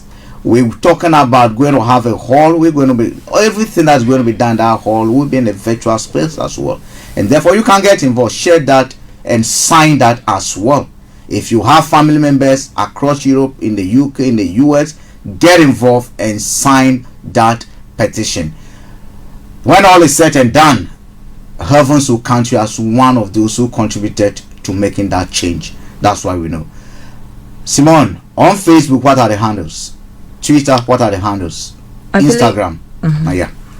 So the DE-SHAUN Joseph Justice Bill is what you will search for, full stop across, and you know, there are shortened versions, I believe, Janet, as well, DJ Justice Bill, but you can't miss it really. And I think the latter point of but change.org again, if that's the key one for the signatures, right? If the change.org, if you go on to change.org, then all you need to type in is DE-SHAUN, DE-SHAUN,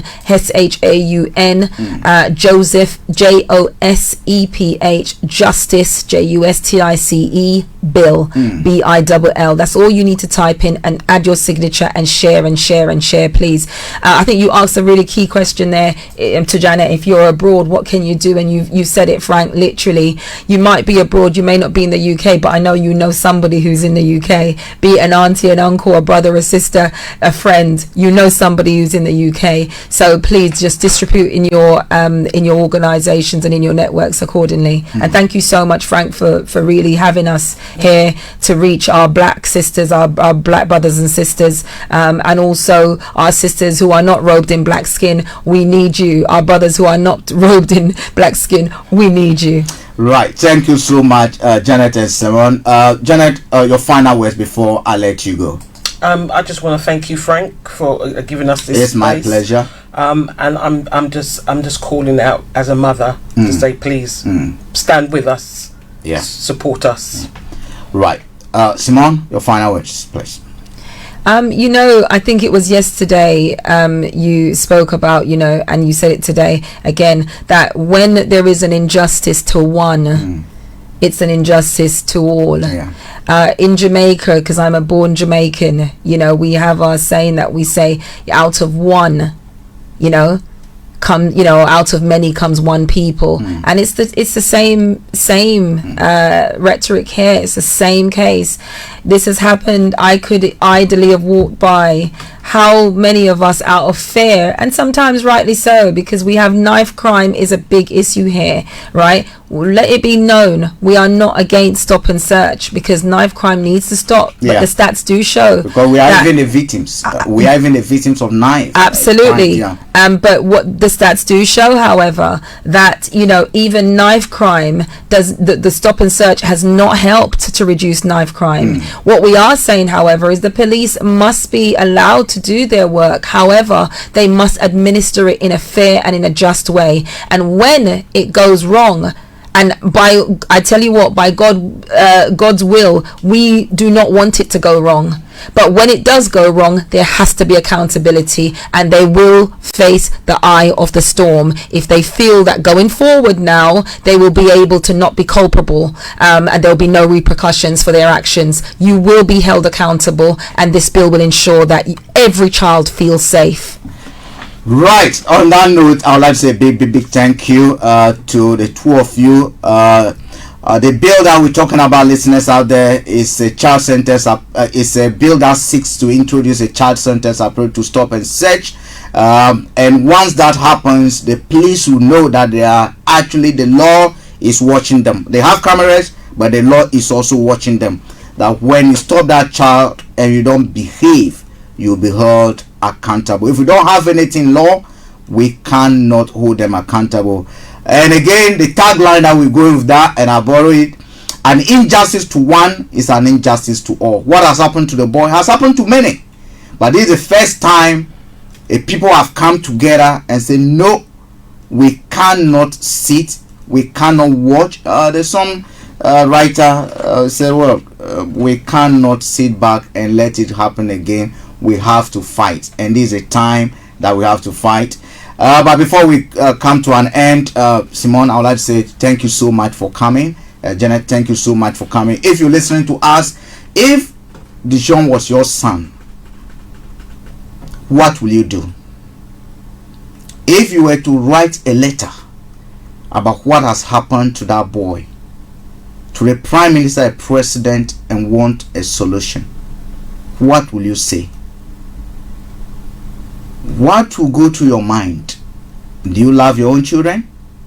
We are a community. You cannot sit there and think nothing must happen. I think that alone in itself, I'll classify as one of those police who unconsciously discriminate against our brothers if you do not get involved. Thank you very much. We'll be right back. I'm leaving you with this beautiful tune coming from K. Morris. It's a Letters of Love. They've come here to speak to you because they love our community and they love our children. Stay tuned. I'll be right back. Love is just a simple word, only 4 letters you can define it. You show it how you live, you show it how you give. It is 4 letters you can define. All right, time check is exactly 3 minutes to 1 o'clock. The Money Man, thank you for actually your message and giving us time to progress. We'll bring the money hour to you next week. Thank you very much, Mr. Dantabre, for actually giving us that 30 minutes of your time. I appreciate you a lot. When this music ends, you don't hear from us. Show love by what you do, and that's what the music, the soundtrack is saying. K. Morris all the way in Vancouver. I say thank you very much for that piece. Thank you. Goodbye. Have a great weekend. Oh, yeah. You show it how you live, you show it how you give. It is 4 letters you can define, yeah. You show it how you live. You show it how you give. L-O-V-E, love. Just show it, just show it, just show it. Just show some love. Love, it's just a simple word. Only 4 letters you can define, yeah. You show it how you care. You show it how you share. It is 4 letters you can define, yeah. You show it how you care. You show it how you share. Just show it, just show it, just show it. Show some mad love. True love don't come with conditions. Oh no. True love comes with compassion, straight from the heart. Love your neighbors as yourself. For love is a key that opens the door to peace. So teach the youth how to love. Teach your children how to love. Show them love. Wrap your arms around them and love, yeah. Show them how to live. Show them how to love. It's only 4 letters. L-O-V-E, love, yeah. Show them how to live. Show them how to love. Just show it, just show it, just show it. Show some love. Show it how you live. Hi guys, this is your friend Uruj